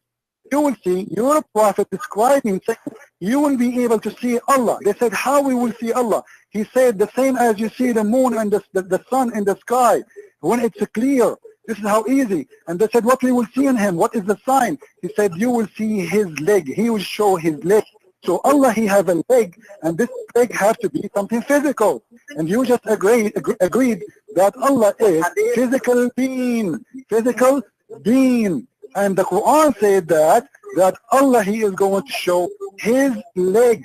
Now, if I ask you, Allah, he has a hand, he has a leg, he has an eye, you will say to me, okay, he has a body, but his body is not like yours. His leg, and this is what you were trying to say to me a second ago, when you said, okay, you know what, the dog, he has a leg. Are you a dog? You know, so you are comparing your God to us, trying to prove to us that the leg of Allah is not the same as the leg of us. This is not the problem. Your God, Allah, he has nothing except a leg. He is a leg. If I ask you, do Allah have a neck? You will say no. Do Allah have a chest? You will say no. With my respect to you, I'm not trying to insult. Do Allah have a waist or a butt? You will say no. So what is left? He is a leg. There is nothing left out of this God except a leg, have 2 hands, and 5 fingers. And you will see in Sahih al-Bukhari, your prophet saying that Allah will carry the earth in the top of his 5 fingers. So he has a physical fingers. He had a real leg. And if you I want you to remember that this show is recorded, and all the Muslims, they are going to listen to you again. When you say that Allah, He don't have a physical body, Muslims will come to you and say, from where you got that? Do you have a proof? I am asking you right now for the proof. I am showing my proof, which is Sahih al-Bukhari, from your report, saying that your God, Allah, has a physical body for real, and it is a leg. You ask him, are we going to see God? He did not say you will see Him, part of Him. He said you will see Allah. How? He will show His leg. So please, admins, not everyone says something to me wrong. You put him in hide. Don't delete the message of the Muslims. All right? Don't do the same as the Muslims. Why you are muting the Muslims in the text? A Muslim, he says, Christian Prince, you are a hypocrite. Let him say that. What's wrong with that? Don't do what the Muslims do. Let the Muslims talk. Please. If we hide the messages of Muslims, we are doing the same as the Muslim. As long he is not cursing, as long he is not saying bad language, as long he is not using death threat, you don't hide his message. So what's the point of being here then? If we do the same as they do, the Muslim, they don't allow anyone actually to chat because they are scared of the opinion of someone else. All right? Don't worry about deceiving. We are here. Nobody can deceive us. Do you think somebody can be deceived that we are teaching? Come on. Take it easy on them. Let the Muslims talk. Only if somebody use a very filthy language or start stalking somebody or start insulting ladies or females in the chat, then you mute them. They deserve it. But somebody says, Christian Prince, you're a liar. So what? Hypocrite. You are okay, say it. So what? Let him say what he think. And we will get him busted. Let us continue. Okay, I'm going to read the hadith for you, and I'm sorry. The hadith is saying, أنتم سترون ربكم يوم القيامة كما ترون القمر ليلة البدر. That's the hadith. And supposedly he's speaking Arabic now. This guy is squeezing his bum to make it look like Arabic. And this is the Imam of the mosque. You were referring to. We know it very well. Now, God has a leg. God has hands. God has fingers. Hold on, sir. You have to listen now if you want to learn. No, brother, listen. Yeah, just this way. Read the hadith after. Sorry, I mentioned by mistake this hadith. This is hadith number 532C, not S. C. I know the hadith you were referring. That's why you have to read that one, please. You don't get read that one, please. Listen to me. Okay. You have to listen. Okay. We believe that God, all these that He has mentioned in the Quran, or Prophet Muhammad has mentioned in the hadith, authentic hadith, those attributes are true, and we believe in them as they are, as it is mentioned by Allah and His Messenger. Now, I asked you yourself earlier to show you that I'm not comparing God with you. I said to you that you have a leg and a dog has a leg, but you cannot compare yourself with a dog. That's what I'm saying. Now, do not put words in my mouth. I did not say God has a body. I say a physical being, because you and I have not seen God yet, and inshallah we will see Him yawm al-qiyamati, as the Prophet said, inshallah ta'ala. Now you just listen now and let me conclude inshallah for this question. Now, for what you mentioned, it is true that those attributes are attributes of God, but if you are taking those references, why can't you take the other reference that saying, Laysa kamithlihi shay'un wa huwa as-sami'ul basir? I just told you. Hold on. You have to hold on now and listen. Allah, there is nothing like Him, as He is all hearing and all seeing. One moment. Let me jump in here. I got one. Let me jump here and say, because I think that you're trying to have it both ways. Islam is trying to have it both ways. First of all, you state that God is absolutely simplicity. Right? That's your words. That's your words, sir, not my words. Okay, but let me state this here. God is absolutely simple. God is simplicity. In other words, when I say that God is absolutely simple, God is simplicity, I'm saying to you that simple means without parts. That's what I'm saying. Simple means without parts. But what has parts can come apart. So if you say that God has parts, then what has parts can come apart. Simple means indivisible. God is not capable of being divided. There are no seams in God. There is no place in which the fabric of his being can be torn or come undone. God's simplicity means that he is absolutely one. Not only does he have unity, but he is absolute unity. You see? So therefore, you cannot contribute parts to God. Now, great. And I once again, for the people listening, and I'm sorry, dear brother, just for people listening, you said you used the word simple and simplicity and whatever word you use. It did not come out of our mouth. We said that God I'm just making my case. Okay, wonderful. Terminology. So Mr. Moderator, we can understand. Mr. Moderator, you mentioned the fact that God is not capable of being divided, and God does not consist of parts. That God is pure existence, pure actuality. I'm saying to you, God has no potentiality. I'm saying to you that God is perfect. Now, if something is perfect, or one is perfect, and you said absolute, the word absolute means a lot. Hold one moment. The leg of Allah, just a second, please. The leg of Allah, he's saying to us, the leg of Allah is perfect. I think at least I should finish my point before you take the floor. You're not taking your time more than me. Actually, he's giving you time more than you, not more than me. You don't have answers. I'm the one who has answers. That's why I should take my time. Just wait. I want you to read the hadith I gave you after this one, because this one will explain. This is your prophet himself. I understand that you show respect to your prophet. So let us go and see what your prophet is saying. Whatever your prophet is saying, he is right. Or what you are saying to us, Allah, he has a leg, but his leg is not like yours. Allah is not like anyone. I'm not asking you if he like me or not. The leg is a leg. Why Allah, he call it a leg? Simply because it's a leg, which means he walk. A leg, why he did not say a wing? Why he did not say an eye? Why he did not say a nose? He is the one who named that part. I gave you after this one, because this one will explain. This is your prophet himself. I understand that you show respect to your prophet. So let us go and see what your prophet is saying. Whatever your prophet is saying, he is right. Or what you are saying to us, Allah, he has a leg, but his leg is not like yours. Allah is not like anyone. I'm not asking you if he like me or not. The leg is a leg. Why Allah, he call it a leg? Simply because it's a leg, which means he walk.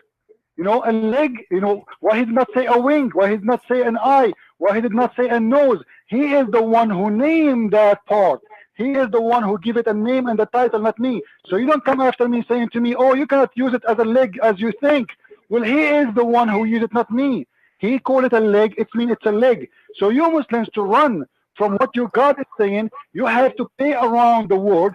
Say, oh, you know what? It's not like a leg like yours. I don't care. This is not the question. Maybe it's a beautiful leg. Maybe it's the most amazing leg. But it is a leg. Who named it a leg? It's your God. Who explained it as a leg? It's your prophet. And it's not up to you to say, well, this leg is different. No problem. I'm not saying my leg is the same. Well, my leg have a lot of hair. This is not the question. I'm not comparing myself to your God, Allah, sir. I am not saying. Thank you. Yeah. But I think you want to focus on words and play with words, and that's not how we approach. When it comes to reading the words of God, that's not how we approach things. Unfortunately, we do not play with words. You want to prove to me that my Lord, who is your creator and your protector, your sustainer, your provider, you He is want not my to Lord. reduce him. Okay, you want to reduce him to a leg and want to focus on the word leg. Now, It's not me. It's your if I may Quran. ask, and this time I'm not referring to God, but is there any leg that has an eye or hands or fingers? No. This is why it is not. This is what. No, something listen. you can- This is, Please, brother, listen. just This let is me- why let Allah. me This is finish. why Allah is not like No, any leg. Let me This finish is why. because I think you said earlier that you went to school, and part of what you learn in school is to learn how to listen. And I It's want an to Arabic make my school point anyway. before It's an you. Arabic school. An Arabic go school ahead. don't teach us that. Now, okay, wonderful, great. Now, I'm saying you want to reduce him to that, but you are not quoting the Quran, saying the Quran reduced him to a leg. That's what I'm saying. And what I told you and Mr. the moderator earlier is that God is a being with attributes far from looking like his creatures' attributes. He is the absolute being and the beginning of everything. So why do you want to go ahead and give an image to him like what you have, as you have not seen him and still cannot sense the being of God as a perfect and absolute being? Now let us be frank and let us be also open as intellectuals in order to debate this clearly. What I want you to do is, if you cannot compare yourself with a dog or a monkey, why do you want to reduce God as a perfect being to a leg, as he mentioned in the Quran or in the hadith, that he has a leg or an eye or a hand or fingers? Why do you want to do to God what you do not accept to yourself, as he is perfect and you are not perfect? Now let us use our common sense and debate this. Okay, let me answer you. First, I am not the one who compare myself to anyone. It's your God. When he named his leg as a leg, he did put himself in a title, not me. I am not the one who named his part as a leg. It was him. Ask your God why he called it a leg if it's not a leg. So it's a leg, but it's not a leg. But this leg don't look like a leg. But this leg is different from your leg, but it's a leg. But so you are playing with the word, and you are saying, can you compare your leg with a dog? Yes, you can. You can say this is a leg of a human, this is a leg of a dog. This is a short leg, hairy, it looks like a leg of a dog. This is a leg of a human. We can compare. Who said we cannot? We can compare as long both as they are legs. It doesn't make me really a dog. It doesn't make him a human, but both are legs and we can compare. We can count how many bones they have. We can make a study, and this is how we can make. This is a leg of a human. This is a leg of a dog. You think you can, you are insulting by saying, you are comparing yourself. Guys, let me jump in. I think you are an Arab. You see, a leg made Islam in chaos. The leg of Allah.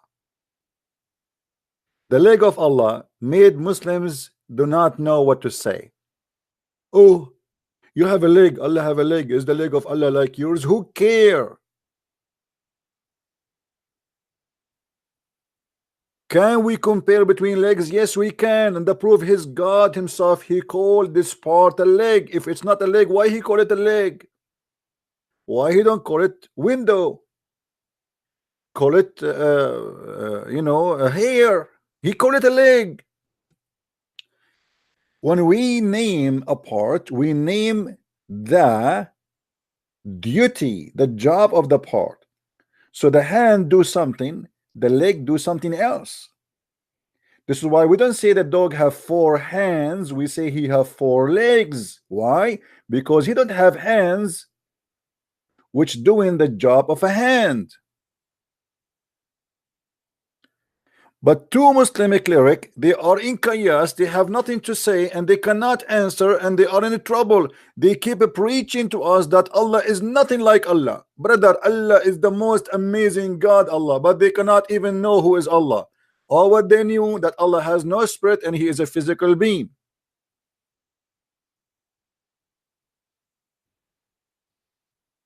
How this religion can be a religion?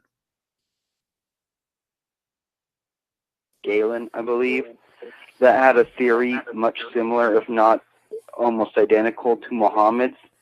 But I would also like to read you something out of the Bible, which is in the book of Job, which is over probably 1,000 years older than Mohammed. Let's go to the Muslim speaking. That embryology was not there when the Quran was written. I'm saying science was not developed enough in order to explain things as they explain it today.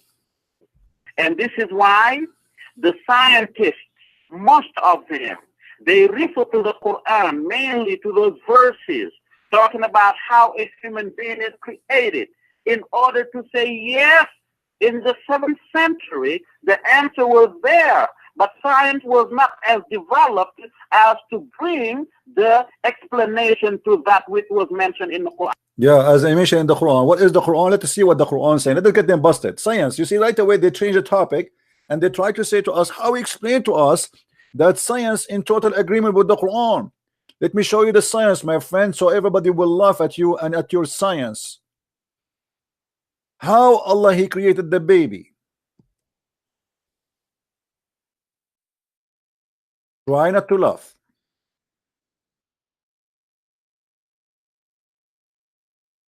All those verses are speaking about how Allah created the baby.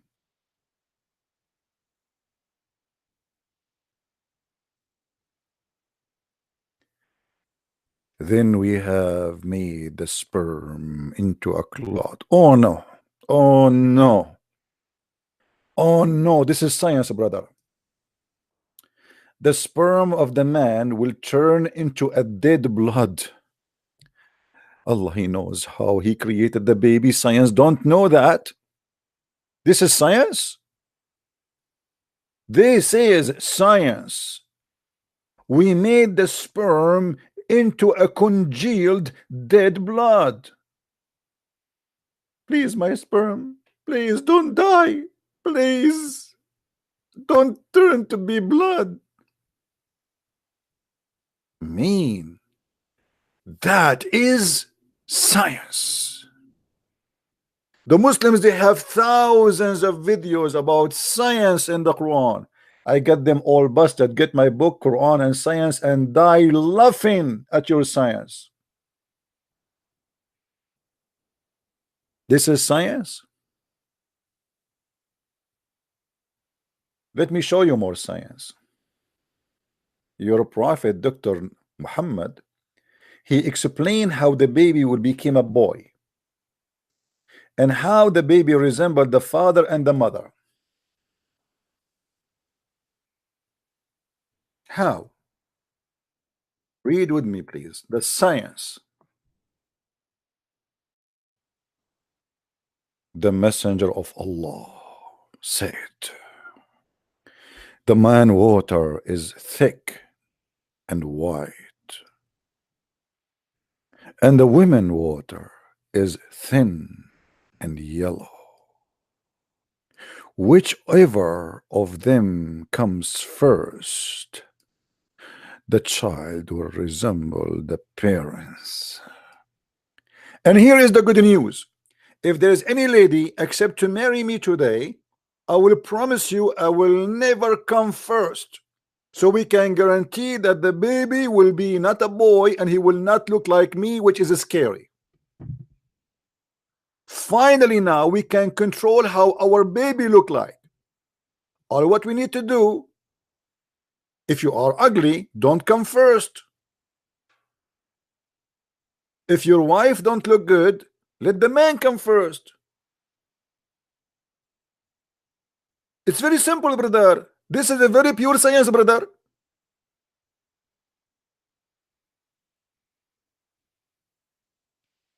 This is science. Doctors and science, they prove Muhammad. Absolutely, man. I mean, who are you kidding me? The prophet, if he says something, must be true. This is true. Do we have any Muslim wanna call us? Only Muslim, please. Who is a Muslim wanna call us? No Christian, please. Only Muslims. Mr. Dan Adam, are you a Muslim? Who is a Muslim would like to give us a call? Mayday, Mayday. A Muslim is needed. Mayday, Mayday. Hello?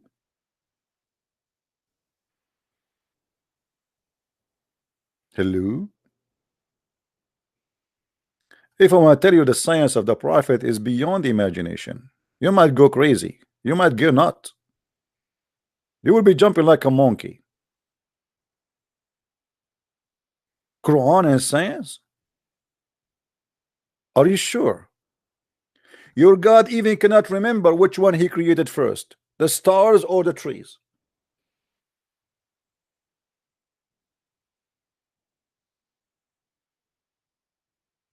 Hello? It's me you're looking for. You never heard this before. And I'm sure you're going crazy.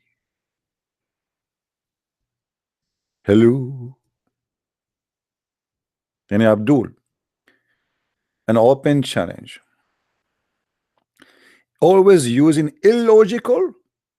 I am the one is you. So this is your logical for you, guys. A Muslim saying I am using illogical. This is your prophet, not me talking. Your prophet saying if you have orgasm first, the baby will look like you. And by the way, most of Muslim women, they don't have orgasm because they do circumcision for them, if not all. And the proof is Muhammad wife herself, she don't even know what orgasm.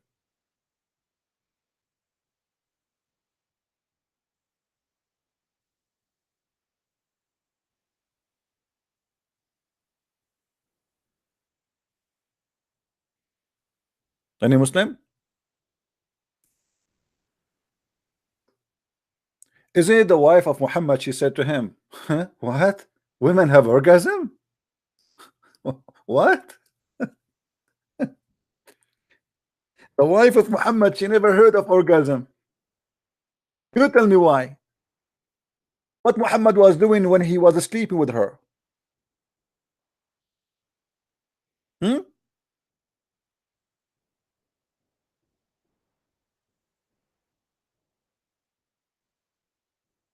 This is the wife of Muhammad asking when a woman she came to Muhammad, obviously she have no shame, and she's saying that she was dreaming about some men who they are very handsome in her dream, and obviously she was touching herself.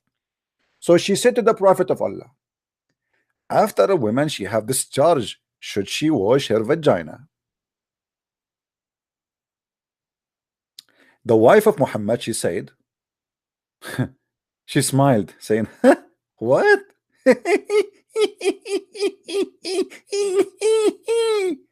Does the woman has a charge? A witch smile. The wife of Muhammad, she never heard of a woman having a charge. You tell me why. What was Muhammad doing in bed?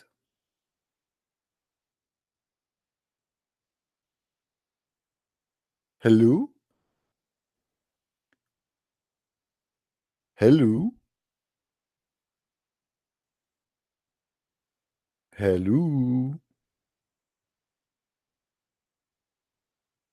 I mean, obviously Muhammad was so good in bed, to the point his wife, she never heard of this before. What? Are you kidding me? Women, they come? Since when?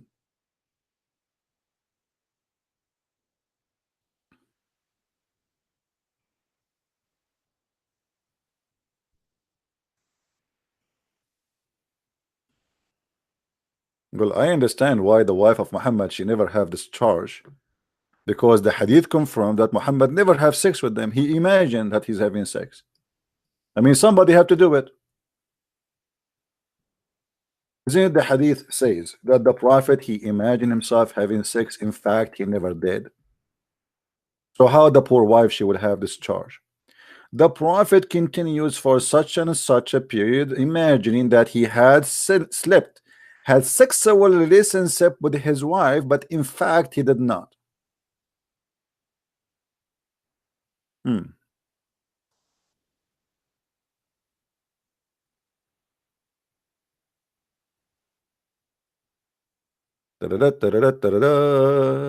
Prophet, how was your night yesterday, brother? I was like a missile, like a drill machine. That again, that again, that again. Then even there's a hadith says that the Prophet used to F all his wives, excuse my language, he F all his wife in less fi sa'a. Sa'a in Arabic today is equal to an hour, but in the time of Muhammad was used for a time between 15 to 20 minutes.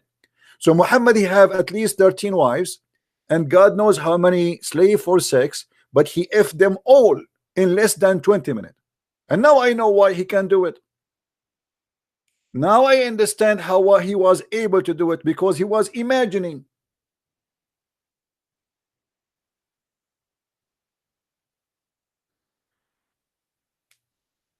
If you Muslims believe that Muhammad is suffering from illusion, how you can trust him that he saw angels?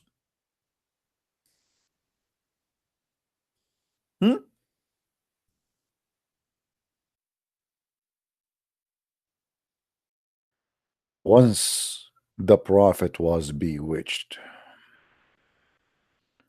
so he began to imagine that he had done a thing which in fact he did not. Hold on.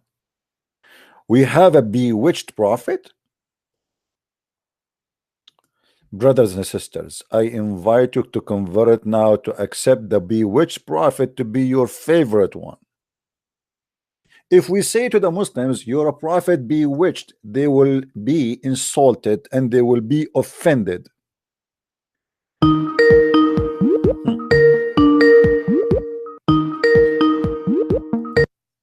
Hello? Hello, Shvi? Yes, my friend. And I'm texting with a Muslim. All right. He's saying that Muslim is great, but just I want to not lose your time. I just want to a chapter where Allah says no one can go beyond the space. Oh, you want us to talk about nobody can go out of the space? Oh, yes. Okay. After I finish this one, I will go there. I promise you. All right. Oh yes. Okay. Then I care. will reply the Abdul who is chatting with me. He says a Muslim go to NASA, go to space, etc. But what me, I want to refute him. All right. No problem, my friend. We will show you. Okay. Soon. Okay. Take care. Take care. Thank you. By the way, I can pass a message. All right. Sure. To all you, sir, who are listening right now, New Year is approaching. Instead of losing your money, go to shopping, drinking, use some little money, do a donation for CP. Thank you, my friend. Take care. You too. Okay. Thank you. God bless. Thank you. And by the way, pray for our brother here. You know, he have like an illness. But as you see, he is a smart person, and he think wisely, and he is in a good shape. And Muhammad supposedly is the Muslim, they claim that he is healthy, and look what he is doing. So we pray for you, my friend. May the Lord bless you and help you with your illness. So as you see here, the Muslims, they get upset for reading for them what is written in their books.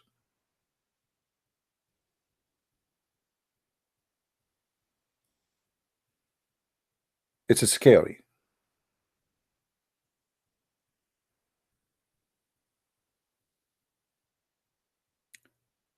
And the wisdom of Muhammad is beyond imagination.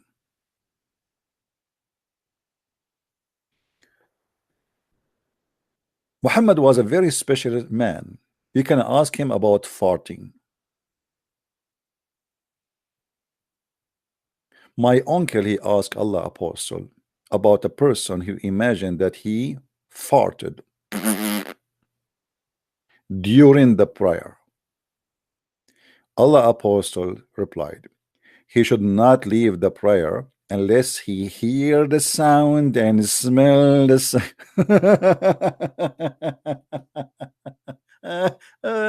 Oh boy, I mean, this is so good. Obviously, Dr. Muhammad, I mean, this guy is the consultant for anything. I mean, are you kidding me? You can ask Muhammad any question you want. He have an answer for it.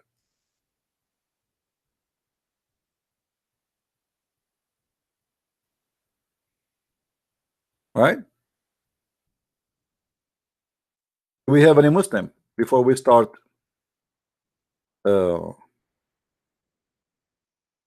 answering about the question our brother he asked? Any Muslim? Please feel free. If we go in the Quran, chapter 55, verse number 33, let us go there. We will leave the debate here. We are done with it. And we go.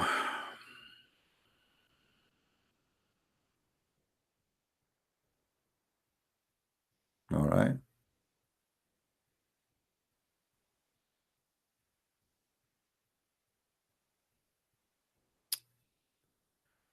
This is 56. We need 53. All right.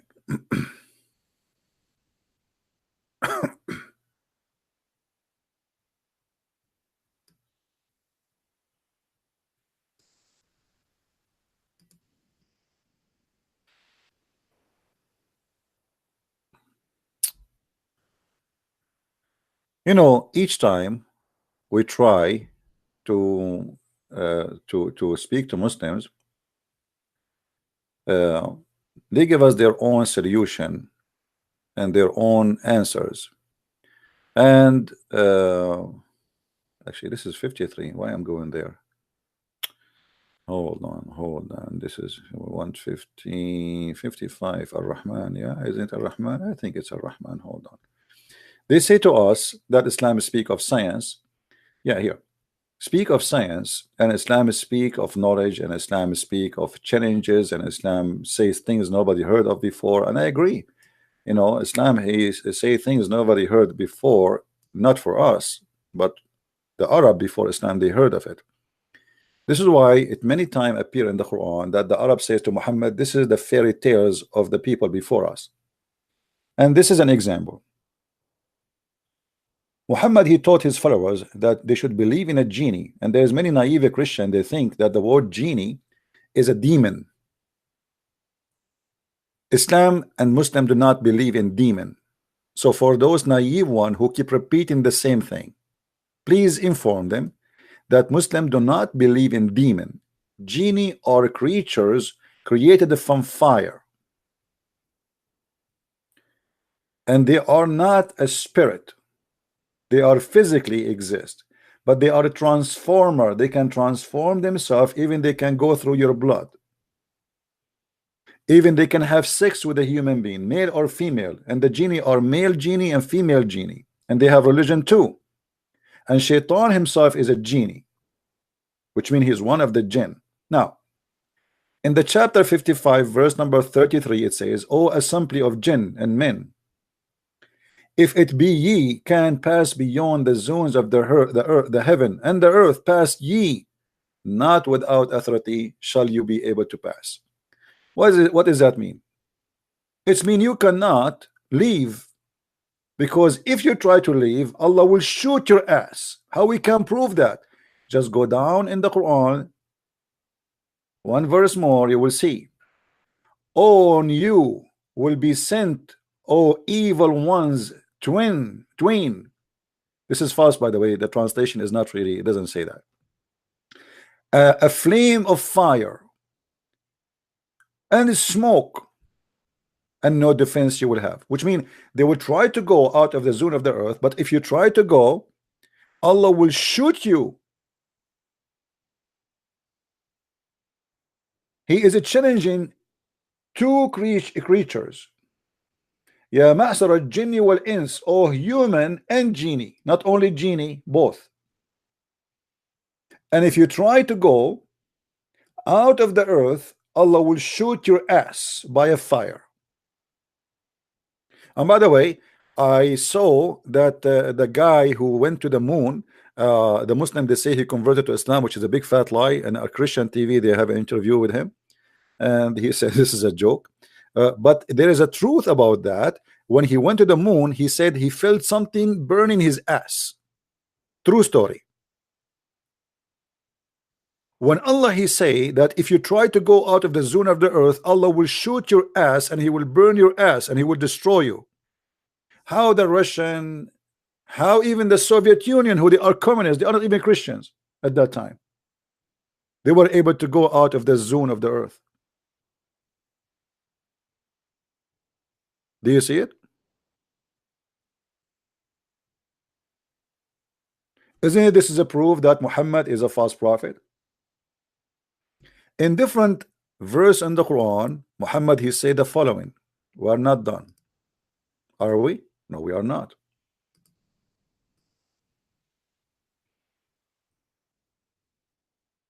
Why Allah created the stars? Allah created the stars so he can shoot you in your ass if you try to go out of the earth. And we have adorned the lowest heaven with lamps,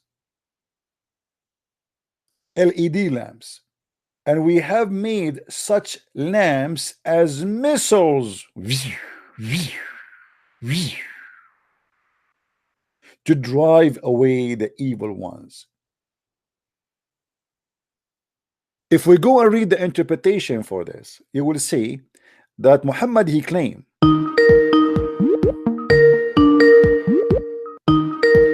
I hope it's a Muslim. Hello? Mr. Prince. Yes. How are you today? I'm fine. Are you a Muslim, my friend? Yes, it's Mr. Go Live Media. All right. What do you want to say to us, Mr. Go Live Media?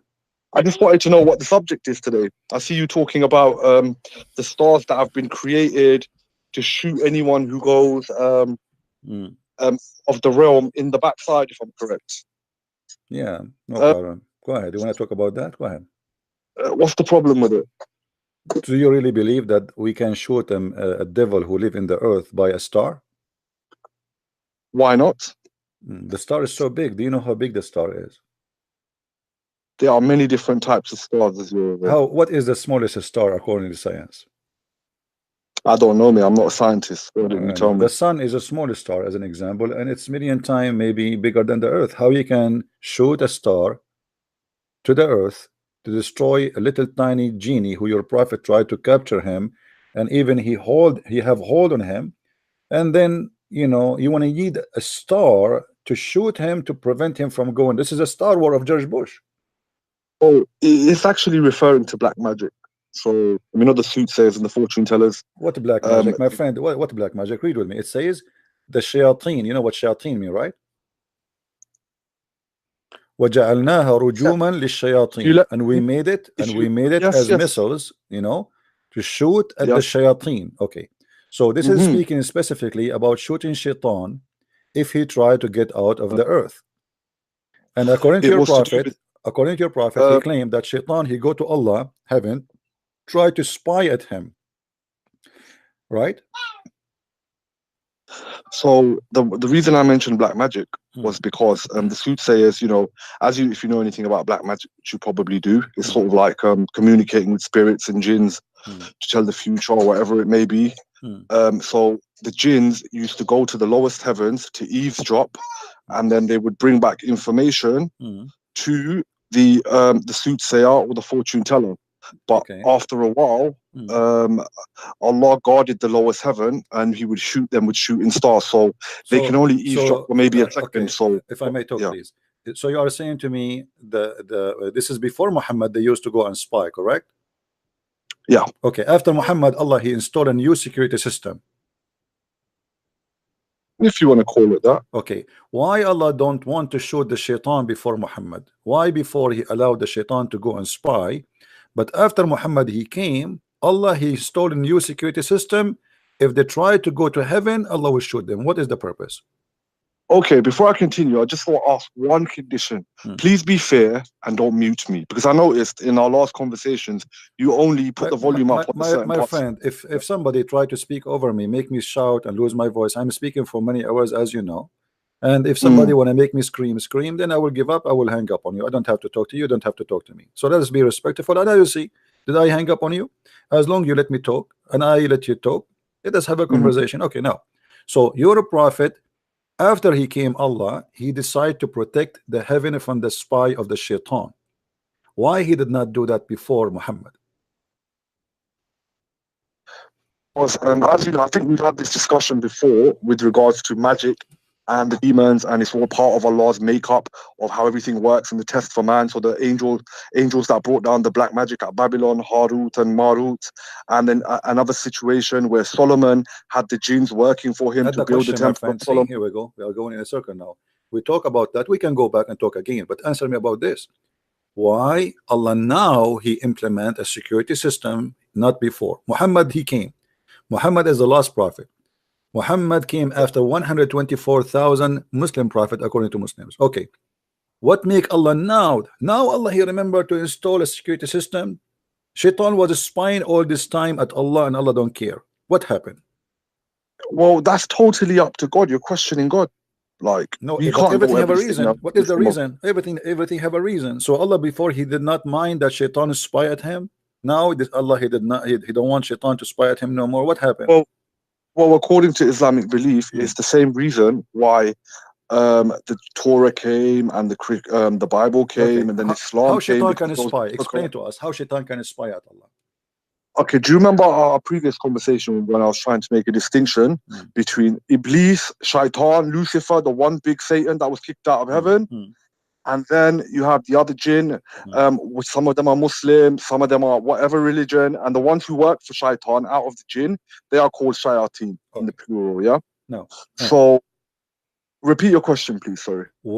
How Shaitan or shayateen they spy at Allah? Allah is in heaven, and the heaven have many gates, many doors. If I show you the story of your prophet, he said that even the heaven have 7 gates, right? Okay, so there is 7 gates before they can arrive to Allah. How they can spy at Allah speaking? Well, they basically, with regards to the jinn, there are different types of jinn, flying ones, walking ones, whichever ones. There's a powerful one called an ifrit. Ifrit, yeah. And I would assume they flew up to the lowest heaven and tried to spy on the ongoings in the lowest heaven from the outside, literally in terms of listening into sound. How they can listen? You know, the distance between the heaven and each the other one is 500 years, and there is 7 doors and 7 walls. So how the genie, the Afreed, the one you call him Afreed, he can listen to what Allah is saying behind 7 doors? What they do? I mean, you think like they do hacking or something? If you was to go and put your head on someone's door in front of their house, I'm sure you'll hear something. But there's 7 doors before they can hear anything. There's 7 doors. Are you telling me that Allah he built those doors and they are useless? No, well, the doors and the gates have a significance. What is the point of those doors? Yeah, the way you're portraying it, it's almost like you're saying there's door upon door upon door. Yes. It's more there's doors in certain places. So some gates are like the gate of fasting. Another gate may be the gate of praying. Another gate may be the gate of charity. My friend, no, is it like, no. This is not true. That's not true. The gates we are talking about are physical gate, and there's doors and there's guards. And your prophet, each time he fly, he know the guard. The famous night journey, yes. Yes, the guards they ask, who is he? That he was invited, you know. So when we speak about the doors, we speak about not doors in the same wall. They are doors. They are 7 gates in 7 fences, and the distance between them, according to your prophet, 500 years.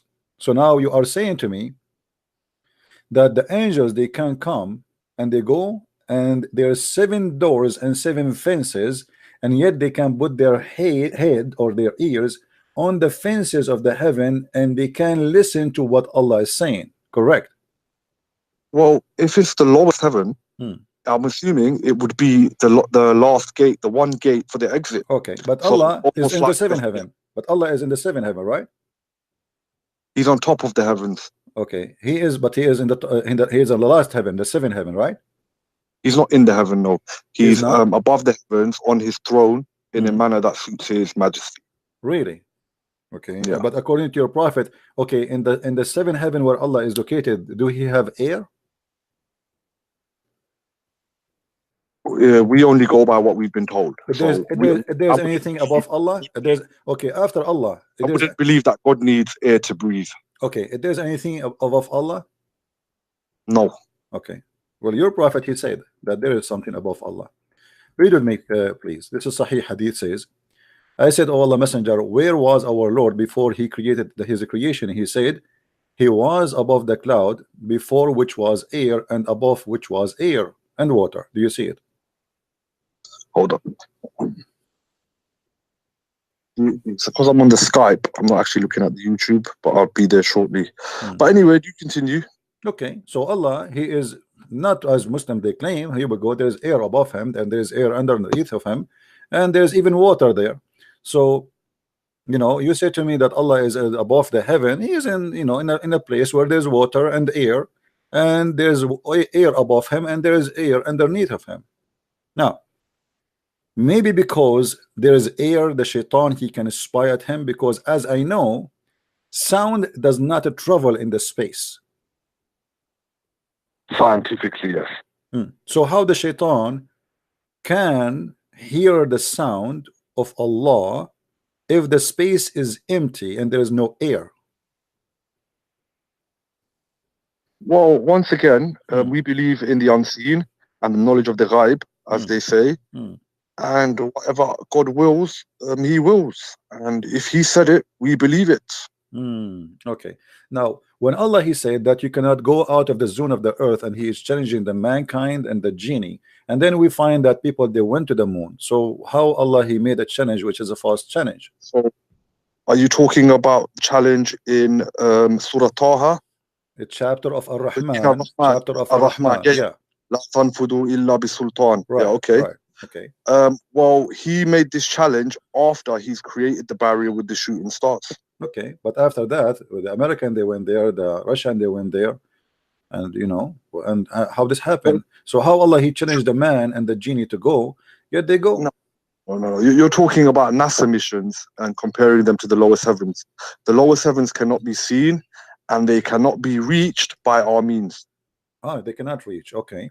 These are humans. Okay, hold on. Isn't it your God Allah? He said that we decorated the lowest heavens with the stars.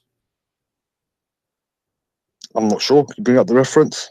Well, what do you mean? I don't know the reference. Suddenly you do not know the reference. You know, here we go. The reference in front of us, and chapter 67, verse number 5, and we have adorned the lowest heaven with lamps. So the lowest heaven starts from where the lamps are exist, and we are in. We belong to a lamp. Actually, we as an Earth, we belong to the sun as a group of planet. Correct? We have adorned the lowest heaven with lamps, and we have made such lamps as missiles to drive away evil ones. Yes, but that could be paradise within that heaven. It could be just referring to it as the sky. The sky. Oh, my friend, according to your God, according to your God, there's only stars only in the lowest heaven. So, if you arrived to where there is stars, which is the space we have around the earth, you are in the lowest heaven already. So, Shaitan, he arrived to the lowest space where the stars are in this space. And then we know that the space is empty and there's no voice can go through. How Shaitan, he can hear Allah from the seventh heaven? Because in the realm of the jinn is a totally different realm compared to the realm of mankind. So what about the human being? What about the human being? Okay, what about the human being? We go back. So when Allah, he challenged the genie and the human being to go out of the zone of the earth. You know what the zone of the earth, right? Yeah, skies and the galaxies. So how they were able to go out of the zone? No, the zone of the earth is not like a galaxy. What galaxy? The zone of the earth is you cannot leave the earth. As simple as that.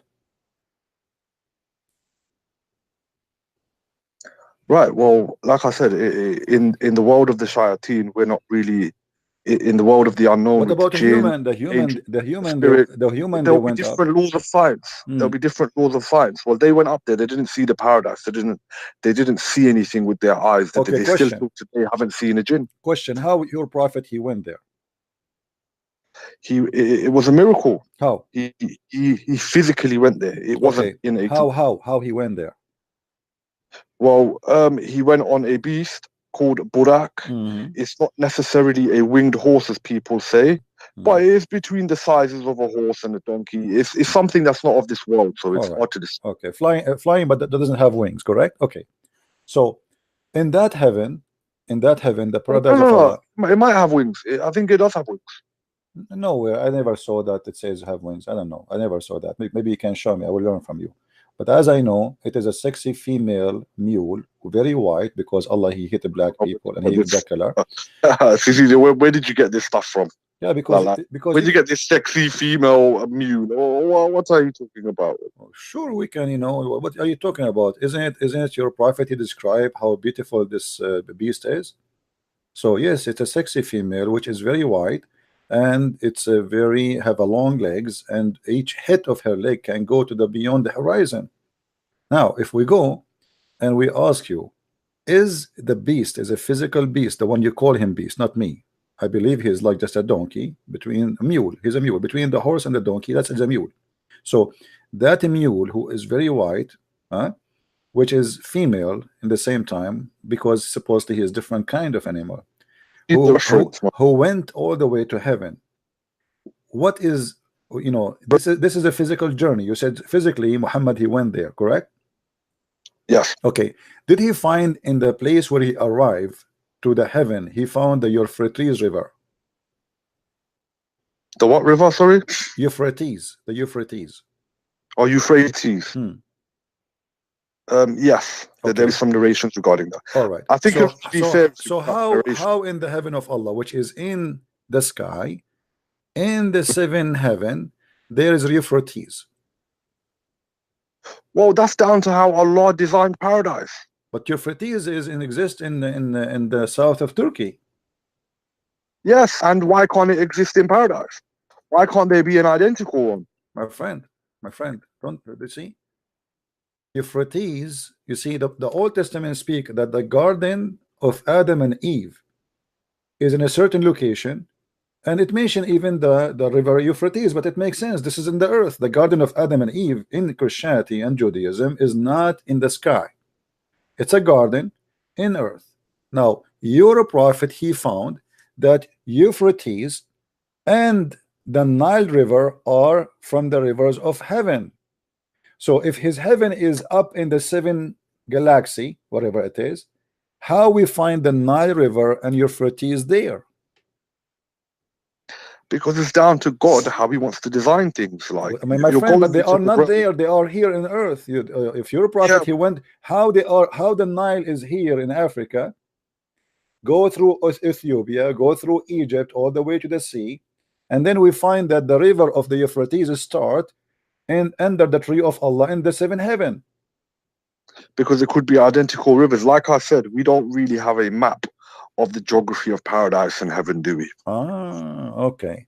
So, but don't you think that Muhammad here is making up stories that this is a heavens, this is mount, like this is what heaven is about, and there's rivers, one is called Euphrates and one is called Nile, and obviously he's confused between the Garden of Eve and the Garden of Eve in Islam and the Garden of Eve in the Bible.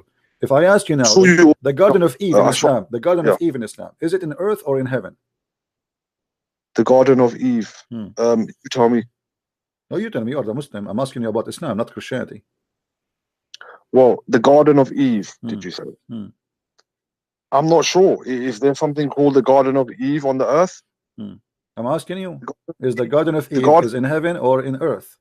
The Garden of Adam Eve, and Eve, where Adam and Eve they used to be living there, is it in heaven or it's in earth? I would say it's in heaven. All right, that's a good answer. According to Islam, yes. According to Christianity, no. Now, as long you agree that the heaven of Adam and Eve is in the heaven, and Muhammad, he says that there is a tree where underneath 3-4 rivers they come from there, and then we find that the Nile River and the Euphrates River, they are here in the earth. There's no way they are coming from heaven. I mean, this is very silly. Obviously your prophet is very confused about where are they located and what heaven he's talking about. There's no way Muhammad, he went to the sky, yet he is talking that he found the Euphrates River and the Nile River coming out of the tree of Allah. It's possible. As you know, as a Muslim, you know, when you ask me could your prophet have lied? You probably already know I'd rather jump off a tall building than ever say my prophet, peace be upon him, lied. So who? The Prophet Muhammad, peace be upon him. Rather, before I accuse the prophet of lying, I would rather die 50 times over. I'm sure you're aware of. I'm not asking you to accuse anyone. I'm just trying to have a conversation for you, my friend. I'm not insulting. For me, Muhammad is an official certified liar. You know, I say it as it is. But you are a believer, no problem. But as you see, you're a prophet. He claimed that he found rivers and he called them Sihan and Jihan, and those are rivers are exist in the Middle East. So Sihan and Jihan and Euphrates and the Nile, he found them where? Coming from under the tree of Allah. And then we find in the Quran that Muhammad speak about that if you go to heaven, Allah will try to shoot you. And where the heaven is, the lowest heaven where it is, this is where he shoot the shaitan, in the lowest heaven where the lamb are located. Okay, now Muhammad here is arriving to the Nile and to the Euphrates. So he did not go to heaven. Well, that's your opinion.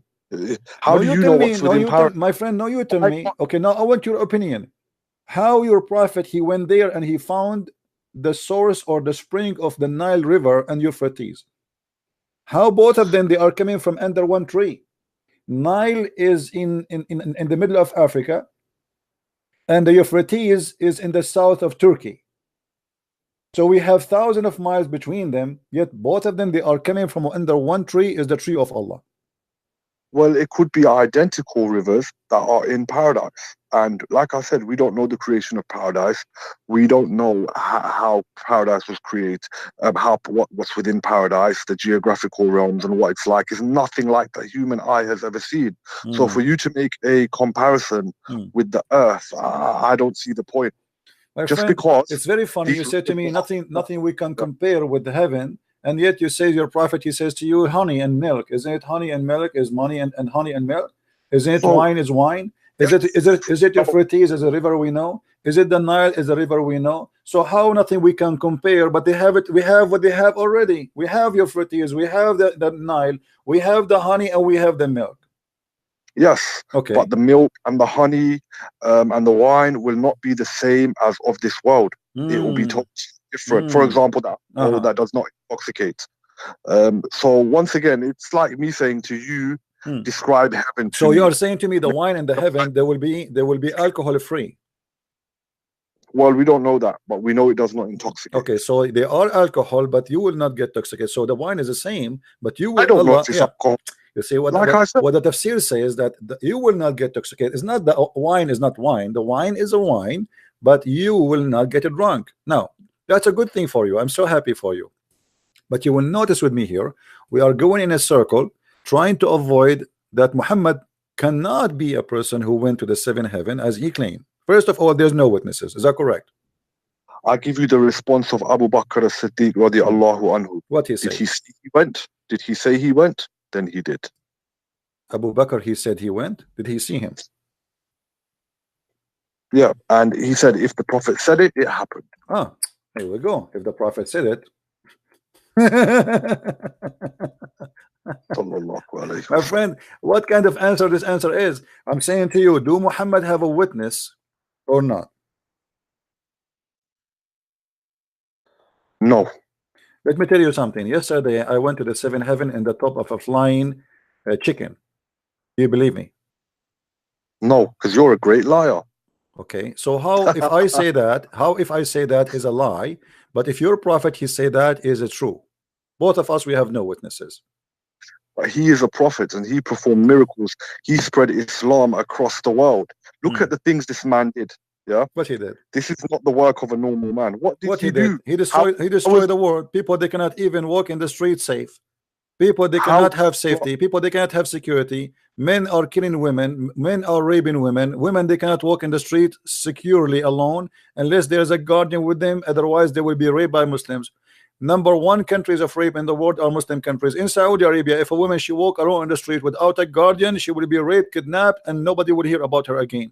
So what Muhammad did? Muhammad he brought nothing but disaster. Now answer me. So jealous. Let me show everybody. Let me show everybody that you Muslims are fairy tale followers. Where in the Quran it says that Muhammad he went or he taken to the heaven?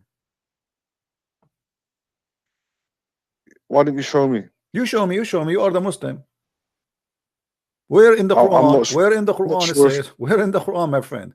I'm asking you. Where in the Quran? I mean, such a thing happened. The Quran says that the Arab, they keep asking Muhammad for a miracle. Well, if this has happened, this is a miracle to go up to heaven, isn't it? Yes, of course. Okay, okay. So why the Quran says we refrain from sending miracles if he took Muhammad to heaven? Chapter 17, verse number 59 says that Allah, he refrained from sending miracles. Okay, but you say to me that the Prophet said that Allah took him to the seventh heaven. Where you can show me that in the Quran that Allah took him to the seventh heaven? It may not be in there. So you are saying to me such a thing which is extremely important is not in the Quran, but in the Quran we have a story that an ant, she told the other ants to hide. Allah have time to tell us the story what happened between the ants. Allah has time to tell us about the bird who is a captain in the army or general in the army of the chicken. Allah have time to tell us all the fairy tale stories about the flying carpet of Sulaiman. But Allah has no time to tell us how Muhammad he went to heaven. Well, it's totally up to him what he puts in the Quran, isn't it? But secondly, we get our prayers from the discussion that happened between Muhammad sallallahu alaihi wasallam and Allah in Isra wal Miraj. Okay, let me ask you. Let me ask you. That we pray 5 times a day. Hold on. In the Isra al Miraj, was it a vision or it was a real journey? I see you're aware of the disputes within scholars regarding this. Scholars? Some say it was a vision, and some say it was physical. I'm of the opinion that it was physical. Okay, so you are a person who is accusing Allah to be a liar because this is not the scholar. This is not the scholar opinion. This is Quran, my friend. All right, hang on. So with regards to your point, no, you do not know. Okay, which verse in the Quran saying this was a vision? Okay, no, but I found the verse that my friend, spoke about I challenge you to tell me which verse. You never heard of this before, and don't play that you know. Just because I said to you, just because I said to you that the Quran says that a second ago, you said to me the scholars they say that a second ago. Now I said to you, but this is not the scholars. Come on, be honest, be fair. Okay, come on. okay, okay. Quran chapter 17, verse 1. Exalted is he who took his servant by night from Masjid al-Haram to Masjid al-Aqsa, whose surroundings we have blessed to show him our signs. Indeed, he is the hearing, the seeing. Okay, and Masjid al-Aqsa is not in heaven. Yeah, but you never thought. But you told part of the journey. My friend, come on, focus with me, focus. Don't be nervous. Don't be nervous. Don't be nervous. Take it easy. Take it easy. Take it easy. I say to you, this is first of all the verse here proving that the story of Muhammad is a big fat lie, because nowhere it says I took you to heaven. It says I took you to this, from the second mosque into the farthest mosque. Where is the farthest mosque? There's no mosque at that time. There's no Muslims there. What mosque? Hold on. This verse okay, what is the name of that mosque and where it's located? Can you tell me? In Al-Aqsa in Jerusalem. Aqsa is just the farthest, is not a word, is not a name, it's just a mean far away, the far away mosque. Where? Come on, you're all aware that my friend, Al-Aqsa in Arabic, you can ask any Arab guy, the word Aqsa mean the farthermost, the most far mosque. Muslims, there was no Muslims around the world. What mosque? When the first mosque is built in Jerusalem, after you occupy Jerusalem, after you invade Jerusalem, and Umar al-Khattab, he took it over, and then you start building mosques. So what mosque Muhammad is talking about that he went during the night? Trying to say Masjid al-Aqsa was built by Umar al-Khattab. Is that what you're trying to say? My friend, there's nothing it's called Al-Aqsa. This is a lie. This is a lie. There's nothing it's called Al-Aqsa. Long after that, Abdul Malik ibn Marwan and other caliphate, they start destroying temples from Lebanon and other countries and taking rocks and build a mosque there in the top of a Jewish temple. There's nothing it's called Al-Aqsa. It's a lie. It's a big fat lie. Same time, my friend, as you see here, where is in the verse it says that Allah he took Muhammad to heaven? I asked you where in the Quran it says that Allah he took Muhammad to the heaven. Can you show me the verse? I repeat that again. Okay, well, part of the verse tells you of the miraculous journey, right? It tells you about the journey in one night. So are you saying to me that the journey was not to heaven, was only to the mosque which is in Jerusalem? No, it is as Muhammad So sallallahu why alayhi Allah did wasallam. not mention which one is more important, the journey to the house of Allah or journey for a mosque in Jerusalem? Well, Allah's not there to give you all of the answers. Then what's the point of having faith? My friend, what is the point of saying to me something is part of the journey, which is the most important part of it, is to go all the way to Allah? Which one is more important? He mentioned to me that Allah, he took him to the Father mosque, but he don't want to mention to me that he took him to heaven.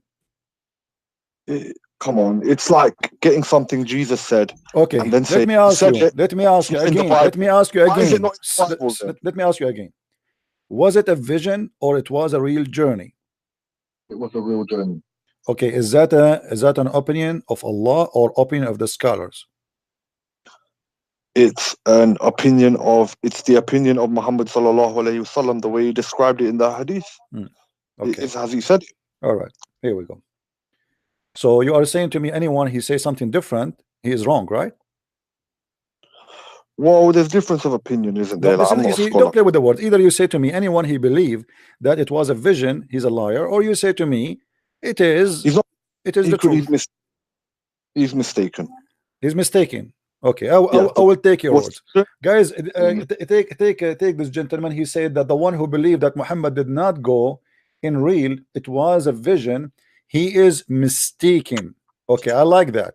Well, we will find that in the same chapter, in the same story. This is the chapter 17, verse number 60. It says that Allah, he did a vision for Muhammad, not a journey as real physical thing. Let's have a look.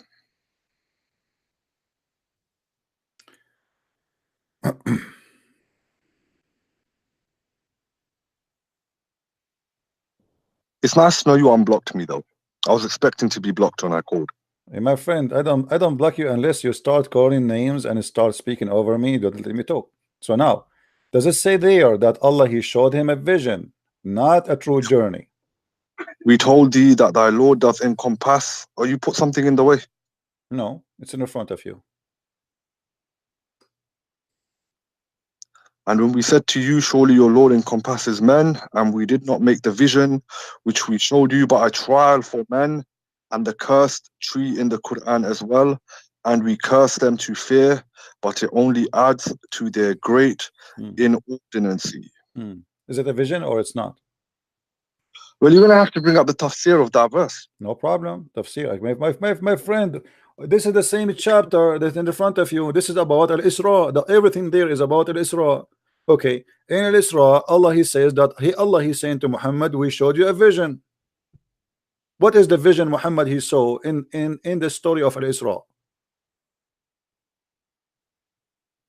Well, that he was taken up to the heavens from Masjid al-Aqsa. So it's a vision. It's not a real journey. It's a fake journey. I saw a vision yesterday. I saw, like, I saw Trump. He is flying with the cat, and he was singing a song. I mean, is it a real vision or this is a dream? Sounds like a hallucination. But yeah. Okay. Thank you. So as long, my friend, as long. Hold on, my friend. Hold on, please. My friend, hold on. As long you mention that somebody sound like he have an illusion. Did your prophet suffer from such a thing in his history? If we open the medical file of your prophet, did your prophet he suffer from illusion? Yes or no? You tell me. Well, according to according to Islam, yes. According to your religion, that the prophet, even he imagined himself having sex, but in fact he did not.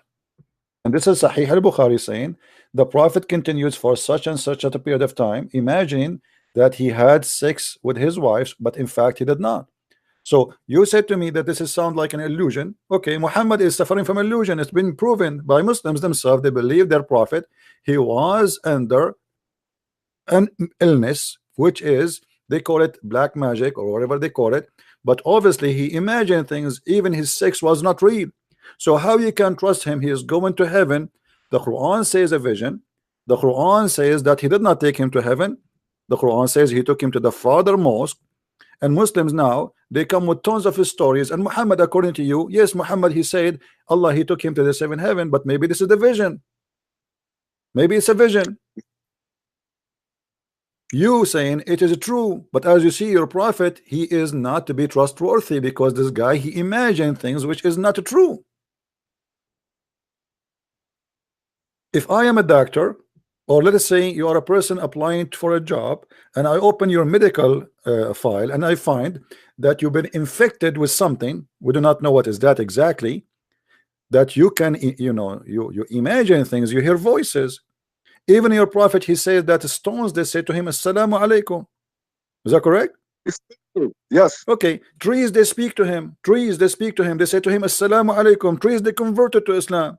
So the mountains speak to him, the stones speak to him, the trees speak to him, the trees, they took shahada, the goat spoke to him, the camel spoke to him, and the prophet here, he imagined that he is having sex, but in fact he did not.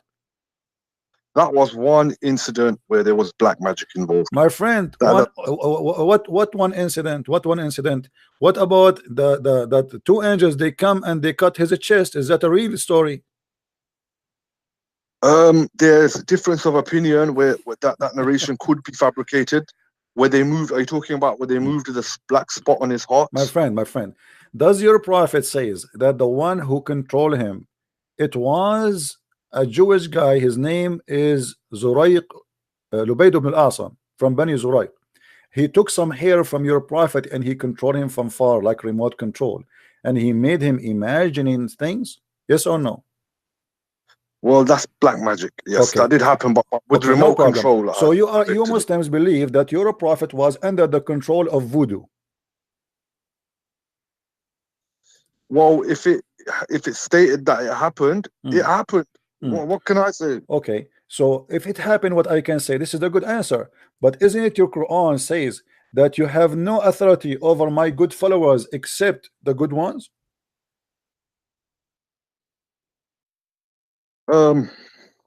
Maybe, yeah.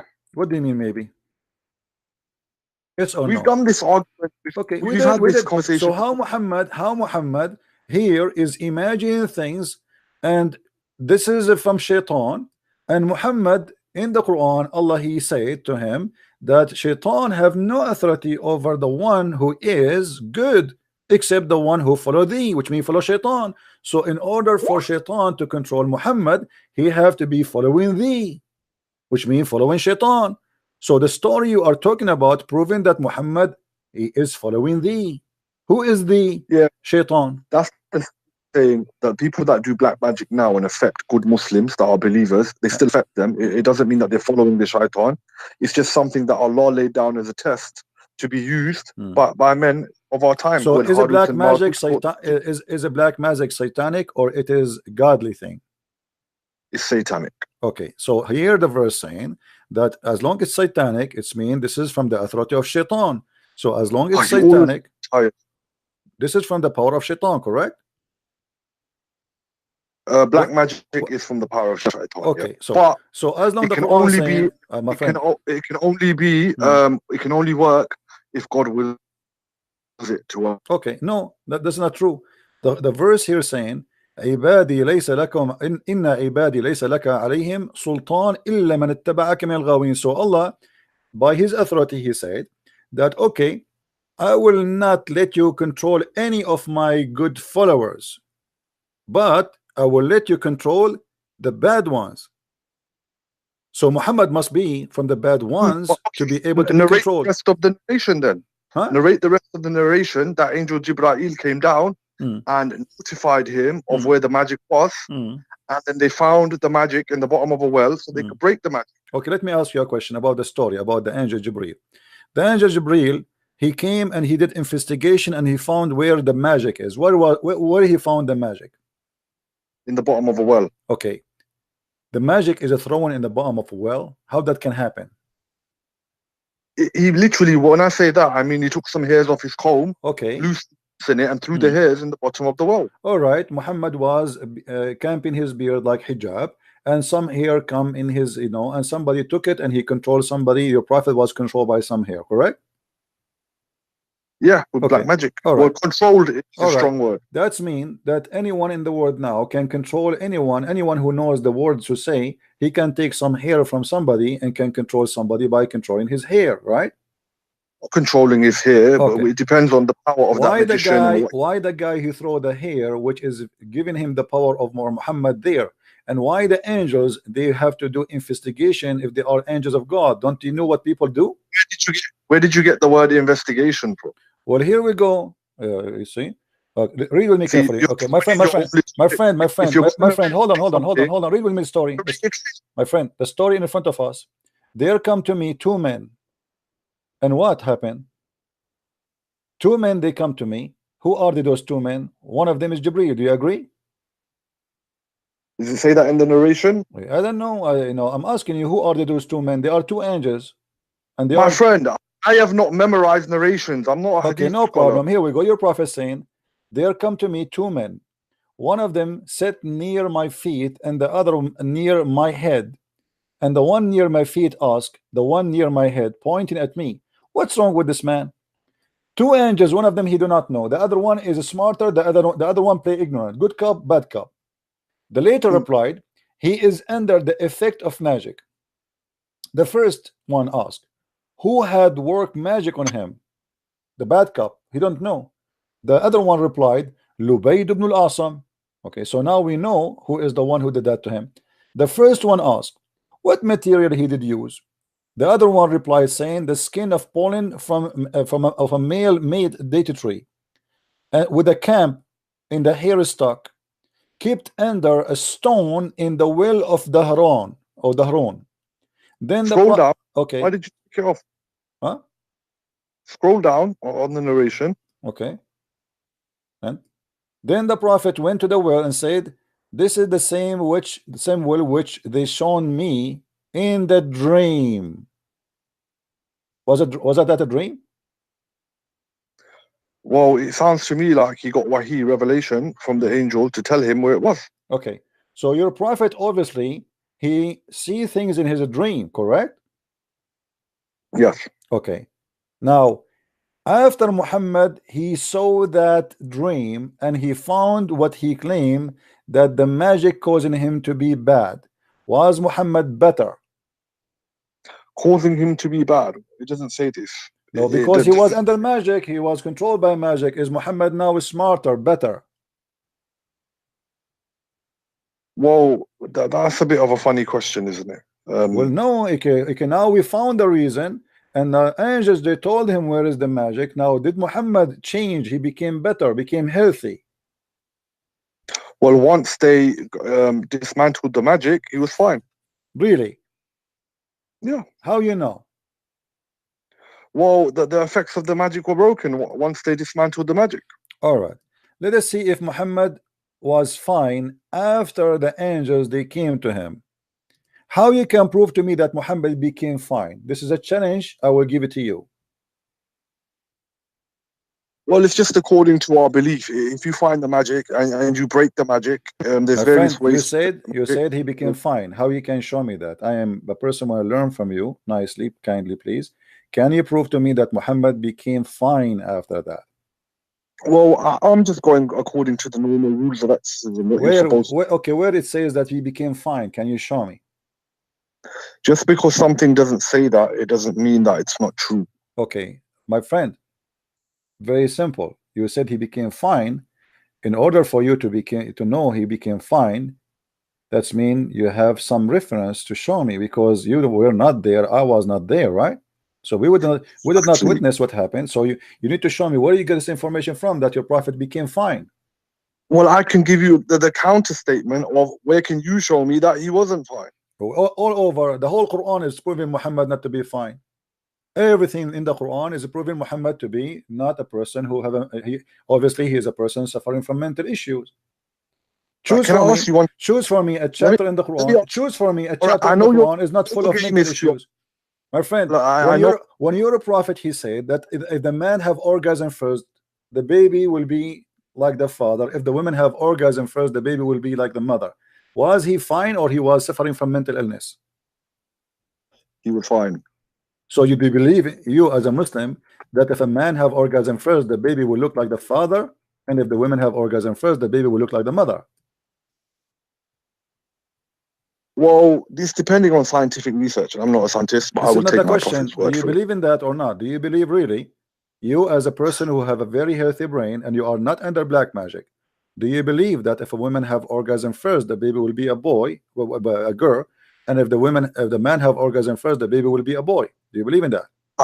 I will give you the same answer. If the prophet said it, I believe it, and I will not dare disbelieve. So now what we believe is simply that Muhammad, obviously, you said to me that he is not suffering from mental issues after that solution came in a dream of two angels. But as you see, Muhammad is still acting crazy and saying stupid things. Now you say to me you believe in stupid things, but that will not make it smart. That will make you, both of you, stupid, with my respect to you. If you say so. Okay, so I got what I want. Thank you very much for calling me. Is that it? What about, let's move on to something else. I don't mind. What you will go about what? I mean, that's it. You know, you just proved to me that you Muslims believe in a stupid. My friend, you just proved to me that you Muslims believe in whatever garbage Muhammad he says. It doesn't matter if it's crazy, stupid or not. You believe in it. How in the world you believe that if women have orgasm first, the baby will be like the women? Muslim women, they can't even have orgasm because they do circumcision for them. No, that's not everyone. What do you mean? Let me ask you. Did the prophet wives have orgasm? What kind of question is that? Obviously, why not? What's wrong? Huh? Of course. What is the proof? I have a proof that this is not true. The wife of the prophet, when one of the women who offered herself, and she is the auntie of Muhammad, she saw a wetted dream. She was watching Playboy before she sleep, and then she have a dream, wetted dream, and she have orgasm. She came to the prophet and she said to him, should a woman who sees a wetted dream wash her vagina? The prophet says, if she have a discharge. Huh? The prophet said, before the prophet said, Salama, which is the wife of your prophet, said, oh, messenger of Allah, does that really happen? Which means, does that women have discharge? How she is his wife, but she never have orgasm? That's silly. I think you're making yourself look really stupid here, because I don't get your point. Because my point is, the women she is saying, the women she have wetted dream and she have discharge. The women, the wife of the prophet, said, how a woman she have discharge? This is cannot be true. Muhammad, he said to her, yes, she have. Huh? She have. And as you see, this hadith is a Sahih hadith. It's in Sahih al-Bukhari. It is in Sahih Muslim. It's all over. So your point is, a woman did not know whether she has an orgasm or not. And my friend, she never had one. A woman, she is asking, wondering. This is the wife of the prophet. This is not a woman. A woman, she saw orgasm. She is not the wife of the prophet. Hold on. A woman, she is wait. A woman, she is not the wife of the prophet. She is asking if she see what a dream, touching her vagina, having orgasm, should she wash? The wife of Muhammad, she said, because she said that a woman she have discharge. Does this happen? Muhammad, he said to her, yes. The man has discharge and the women have discharge. When the man have discharge, i.e. the sperm, and he's explained to his wife, the man discharge, i.e. the sperm, is thick and white, and the women discharge is yellow. And so the resemble comes from the ones, you know, the one who his comes come first. So the wife of Muhammad, she was wondering how this happened. Muhammad, he did not explain yet what is after. The first woman, she just said that she have orgasm. The wife of Muhammad, she's saying how this can happen, how you can have orgasm. So well, she wasn't a scientist, and maybe she was just asking normally. Who said that? My friend, we don't really my friend, yes, she's asking normally. Thank you very much. She's asking how a woman she can have orgasm. She's asking how this happened, how the women have orgasm. That means she never have orgasm. When a wife she asks her husband, my friend, when a wife she asks her husband how a woman she can have discharge, that means she never have discharge. Well, she went to him asking about the discharge, so obviously she did have a discharge. So no, the first woman is the one who have discharge. The women who have the wetted dream, The wife of Muhammad, she said, after she heard her, she said to her, huh, what? The women have this charge? How this can happen? Well, I don't delve into the sex drive All of right, the. my friend. Thank you very much for coming. Thank you. We give you a lot of time. Yeah, right. This is Muhammad after he became fine. After Muhammad became fine, he came with tons of verses in the Quran saying the most stupid things ever you can imagine. Dr. Muhammad is a specialist in sex and sexual dreams. And this is a great example of what Islam is about. You heard this gentleman and he was trying to defend his religion, but he have nothing but poo-poo. Muhammad, he says, so believe it, that's it. Even if it's so stupid, so naive, so garbage, we believe it. Okay, well, we got our point here. We got our point. Hello? Hello, Mr. Christian Prince. How are you, sir? I'm fine. Oh, it's good talking to you. All right. I'm one of your fans, and I'm also a convert anyway. I converted to Christianity 18 years now when I gave my life to Christ. I was also born and grew up a Muslim until I found the Lord, yes. And I've been following you for quite some time. It's a really pleasure. I just called to say that you have my prayers and I've been praying for you. Thank you. Because you are one in a million. I'm telling you, you are causing a serious havoc in the kingdom of darkness. In fact, talking to you right now, I don't even know what to say, you know. But the only thing I will want to say again to add up is to continue to encourage them as you go along with them, telling that Jesus is the only options. Like the guy you just spoke to, that guy, I know in his mind, there is some doubts right now in his mind. I'm quite sure in his quiet moments, you will see that all the things that you are saying are really true, you know. Anyway, God bless you and God protect and keep you. Right, thank you very much for what you are doing. All right, my friend. Thank you very much and God bless you. And we are happy for you that you left Islam and you became a Christian. The only thing I'm not happy about, that it's not me who made you leave Islam. Yeah, I know. To be honest, I grew up in a Muslim family. Islam is what I know. I practice Islam to the tip. I was born in West Africa in a country called Sierra Leone. That's where I grew up. Okay. I am now in the United Kingdom. And my testimony is one of a kind because when I was like an imam in my family. Oh, you are an imam. You are a leader of a mosque. Yes. Okay, my friend. I want you to do me a favor. I'm not going to talk. I will give you 5 minutes to tell your testimony to the people here. Is that okay? Okay, that's fine. Guys, listen to this gentleman, please, everybody. This is a person who left Islam 18 years ago, not because of listening to Christian Prince. No, he left 18 years ago, and he was from a religious family, and he himself, he was like an imam for the Muslims. So let us see what happened and how he became a Christian. Go ahead, my friend. I'm listening. I will not talk to you. I will not disturb you. Go ahead. Okay. Actually, my name is Saidu, and my second name is Abbasi, Saidu Abbasi. I was born and grew up a Muslim. I was born in an Islamic family, and I studied the Quran to some parts. In fact, I was the one who urged my dad to take me to the madrasa, to join me to the Islamic school. And my father was an Islamic scholar. He was responsible for the naming of babies and Islamic marriages. And then he became ill. And then during that period when he was so sick, I loved my father so much that I prayed to Allah and I did all kind of things so that Allah will actually deliver my dad. But eventually my dad died. And immediately my dad died on the 1st of February 2001. In August, I started experiencing the same complaint. Actually, the whole thing has to do with witchcraft. And so the same thing applies to me. I started experiencing all those bad things my dad was complaining, wherein no medical science was actually able, or no doctors was actually able to diagnose. I began to experience the same thing.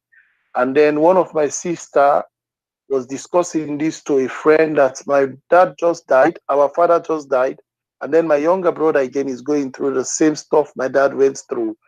And then this lady then told my sister, if I can go to the church, I will get my healing. My sister said, I don't believe my brother will go to the church because we are Muslim and he loves Islam so much. So my sister came to me and explained to me that these are the options and this is what the lady said. So I look at it and I said, wow, how can I go to the church? Will this be possible? But as I was still suffering from this affliction and pain, I eventually decided to go to the church. When I go to the church, I receive my miracle, I receive my healing. The affliction that actually killed my dad, right, I was delivered by Christ. And I was not only delivered, Christ revealed himself to me in many ways. For you people listening out there, you Muslim, you might think that I am not saying the truth. For you to believe that I was a Muslim, I'm going to recite some verses so you will know indeed that, for example, I'm going to read Ayat al-Kursi, which is Allahu la ilaha illa huwa ayyul qayyum. Sinatu wa lana lahu ma fi samawati wa ma fi ard man jalla yashfa'u indahu illa bihizmi ya'lamu ma bayna aydihim wa ma khalfahum wa la yu'tuna min shay'in min ilmihi illa bima sha'a wa si'a kursiyyu samawati wa ard wa la yahudu hifdhuhuma wa huwa azizul azim. Qul huwa Allahu ahad Allahu samad lam yalid wa lam yulad wa lam yakul lahu kufuwan ahad. I'm just saying this because for over 18 years now, some of these things are passing away. I can't even remember them again because I've now been embedded in Christianity, right? So some of these verses, I are forgetting them, actually. But what I'm saying is that Jesus is Lord to the glory of God. Islam has nothing to offer humanity, neither anyone who finds himself in that religion. What Christian priest is doing, right, is the right thing. And God has called him for this day and for this age to the Muslim world. He is a professional in what he is doing. So I want to encourage every Muslim listening there, right, to consider their faith. Muhammad is a false prophet. Allah is a false God. And Islam is nothing but a farce. There is a lot I will have said, but I don't want to go further than that. Anyway, this is all I have to say tonight. Thank you very much. I'm calling from the United Kingdom. Anyway. All right, my friend. Thank you very much for calling. And we are blessed with your call. And I hope that you will be able to bring more people out of Islam to the light of Christ so they can Amen. enjoy eternity and love of the Lord. Thank you very much for the call. Amen. Thank you, Christian priest. Thank you. God bless. Take care. All right. If you notice, the Muslims, when they speak to us, they try to insult. A Muslim, he says to me, his name is Dan in the chat. He said, Christian Prince, did your grandmother have orgasm? I mean, supposedly that is, I mean, how silly is that? And if she have an orgasm, is that bad? She's married to my grandfather. Good job, my grandfather. You're a prophet. He have tons of wives, yet his God, who promised him a power of 4,000 men in heaven. Isn't it your God who promised every man to have the power of wife 100 in heaven? And your prophet, he been promised the power of 40 men of people of heaven. That's mean he have the power of 4,000 men. Yet he cannot make his wife have orgasm. Well, if your prophet cannot use his private part, let him use something else, my friend. Your prophet was having sex with what exactly? Maybe he was doing it even in the wrong location.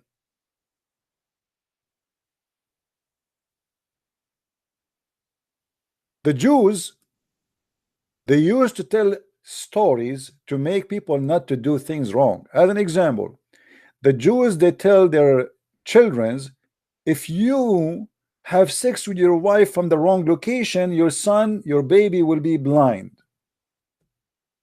Muhammad, he answered them, scientist Muhammad. He said, your wives are the same as a ground. Dig in your ground wherever you wish, which means don't worry about ifing females in the wrong location. Go for it. نساءكم حرث لكم فآتوا نساءكم أن شئتم. Your wife are the same as a tilth.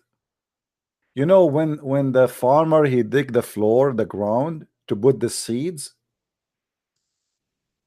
dig your tilth as you wish, as you like. Do you see it?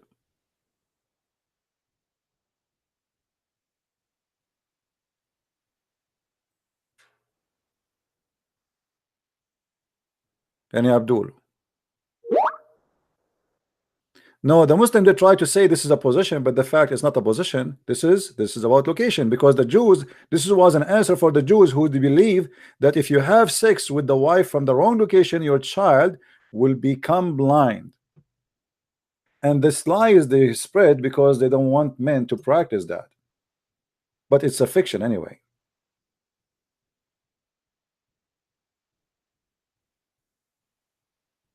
No screen? Oh, sorry. No screen. Go ahead. Here we go. You see it now? Chapter 2, verse number 223.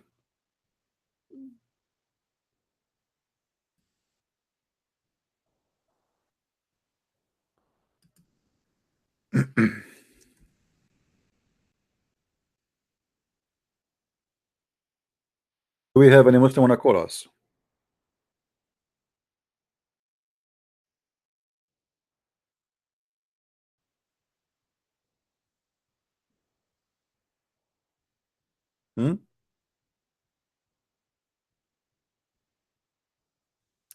There is a guy, there is a story.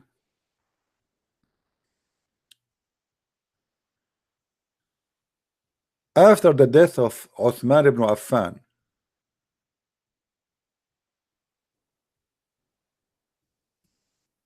one of the companions of Uthman said, if I know who is the one who killed Uthman, I'm going to excuse my language, I'm going to him. A gay was listening, and he said, I am the one who I am the one who killed Uthman. So the companion, he made this man bend over, and he started doing him. And the gay from underneath was saying, if I know that killing Uthman will bring such a punishment, I would love to kill Uthman every day.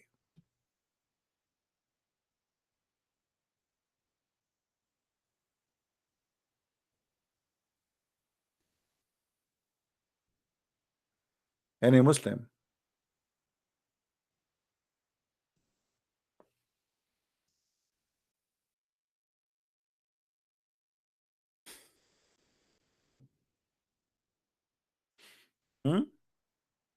Actually, if you have my books, 6 and Allah, you will see tons of stories, all of it documented from Islamic books, and Muslims cannot run away from it.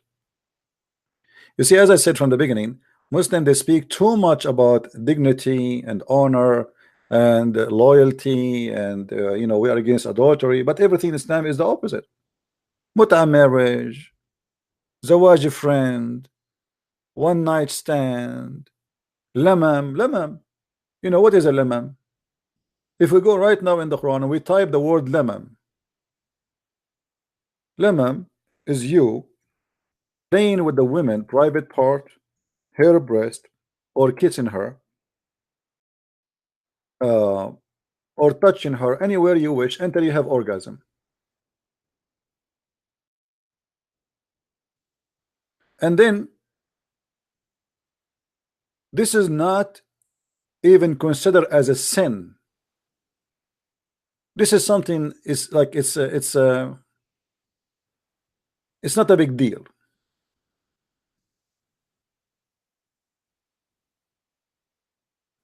So what is the great shameful sin in Islam?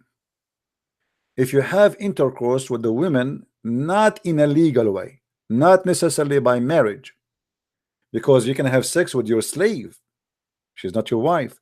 You can have sex with a woman, she offer herself to you if you are a prophet like Muhammad. You can have sex with watermelon. You even can order a child slave to use her hand or his hand to play with your private part. That is not even sin.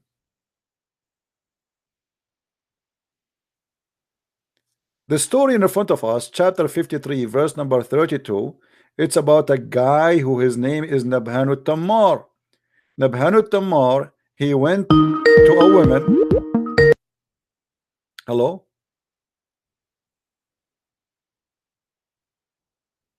Are you there? Muhammad, are you there? Hello? If you don't talk, I will hang up on you. Hello? Okay, take care. Take a hike.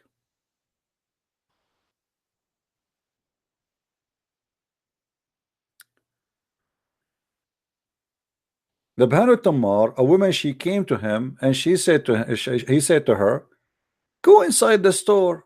Inside the store, I have for you a lot of better fruits. Tammar in Arabic mean the guy who sell palm date fruits. As simple as that. Hello? Hello?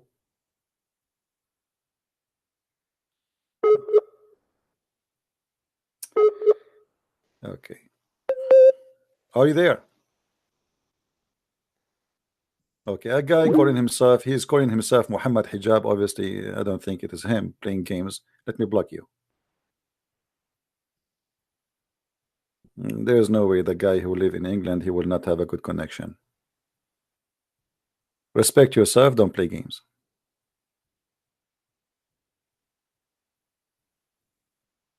Anyway, if we go and see the story of Nabhan al-Tammar,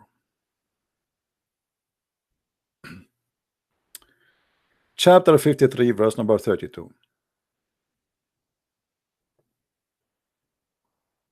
And again, thank you guys for those who they are making donation. We appreciate your support and your help. And I apologize if I don't mention your name when you do so, because I know that this is not really what you are seeking. Right? Okay, 32.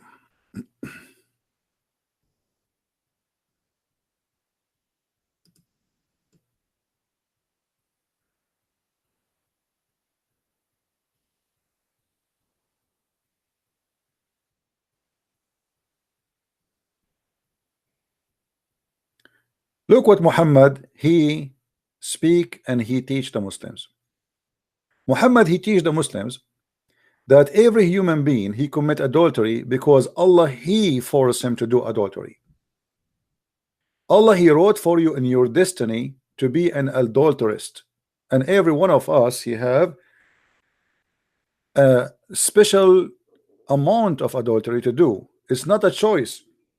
It is Allah decree. Allah decree for us, which means it is in our fate that we will do our portion of adultery, and it's not a choice. And here we ask ourselves, how stupid this man who says such a thing to say, I will punish you for adultery, if this is what Allah he decree for us.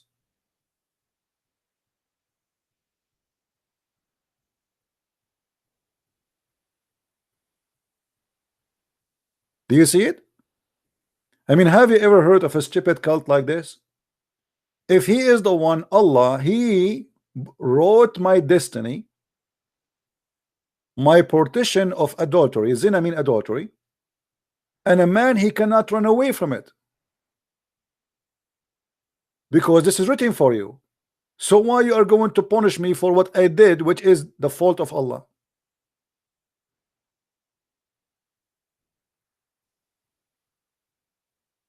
This is why I asked the gentleman who called me, the guy who was defending Muhammad, do you think Muhammad, after he recovered from the bewitched black magic, he was better?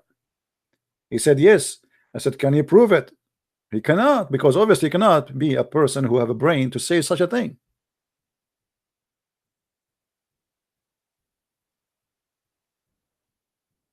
What is the wisdom of punishing me for a sin you write for me? The same as what happened to Adam. According to Islam, Adam was a victim of Allah.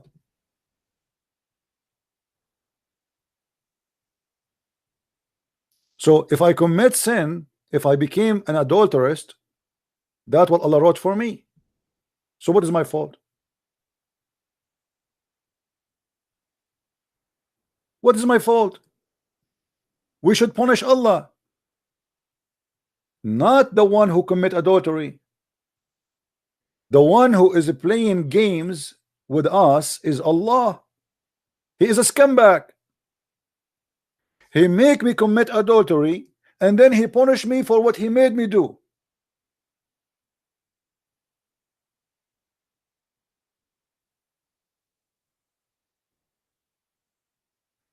Have you ever heard of a stupid cult like this before?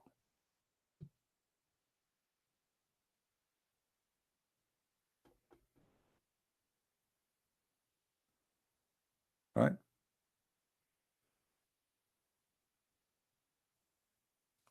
So what is the penalty of hell and heaven and sin for if you are the one who made me do sin?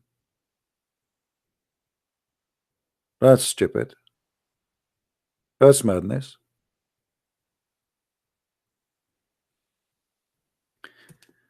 Anyway, guys, I think we have enough for today. I've been with you for many hours. It's time for me to start working my books. I have many books to finish, and there's 2 books I'm trying to prepare them to be published. So I want to say thank you for being here, and I hope today we did share good information and knowledge with all of you. Feel free to download my videos, share them as you wish with your family, your friends. They are made for you for free. The Lord, he said, for free you took, for free you give, and our videos are for free. So we spend our time, we spend our day and almost every day with you for many hours. So you will not be misled, and your child will not go to school and some people fool him and make him convert to Islam. Our ignorance is our problem. People die because of their ignorance. The Bible says, my nation perished because of their ignorance. Fight ignorance, my friend. That is our enemy. My enemy is not the Muslims. My enemy is ignorance. Ignorance. The ignorance of the Muslims, the ignorance of the Christians, my ignorance and your ignorance. This is the enemy. Let us fight it together. And I wish you all the best of Christmas. And remember, Christmas is not a date. Christmas is to be with the Christ. And to be with the Christ, to be Christ-like. Be good as your Father. And you know the rest. So don't debate about Christmas Day. Debate about if we can make every day a Christmas day. Every day should be Christmas.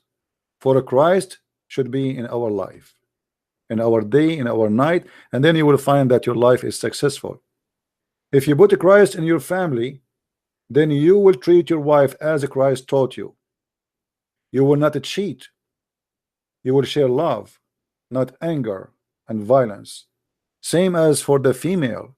If she put a Christ in her family, she will not cheat. She will be decent. She will be loyal, and she will defend her family until the last second in her life. Christ, my friend, is our protection. Nothing else. Don't let him go out of your life, and then you will be sorry. Thank you very much for being here. May the Lord bless you, and Merry Christmas, everybody. See you soon again. Bye-bye.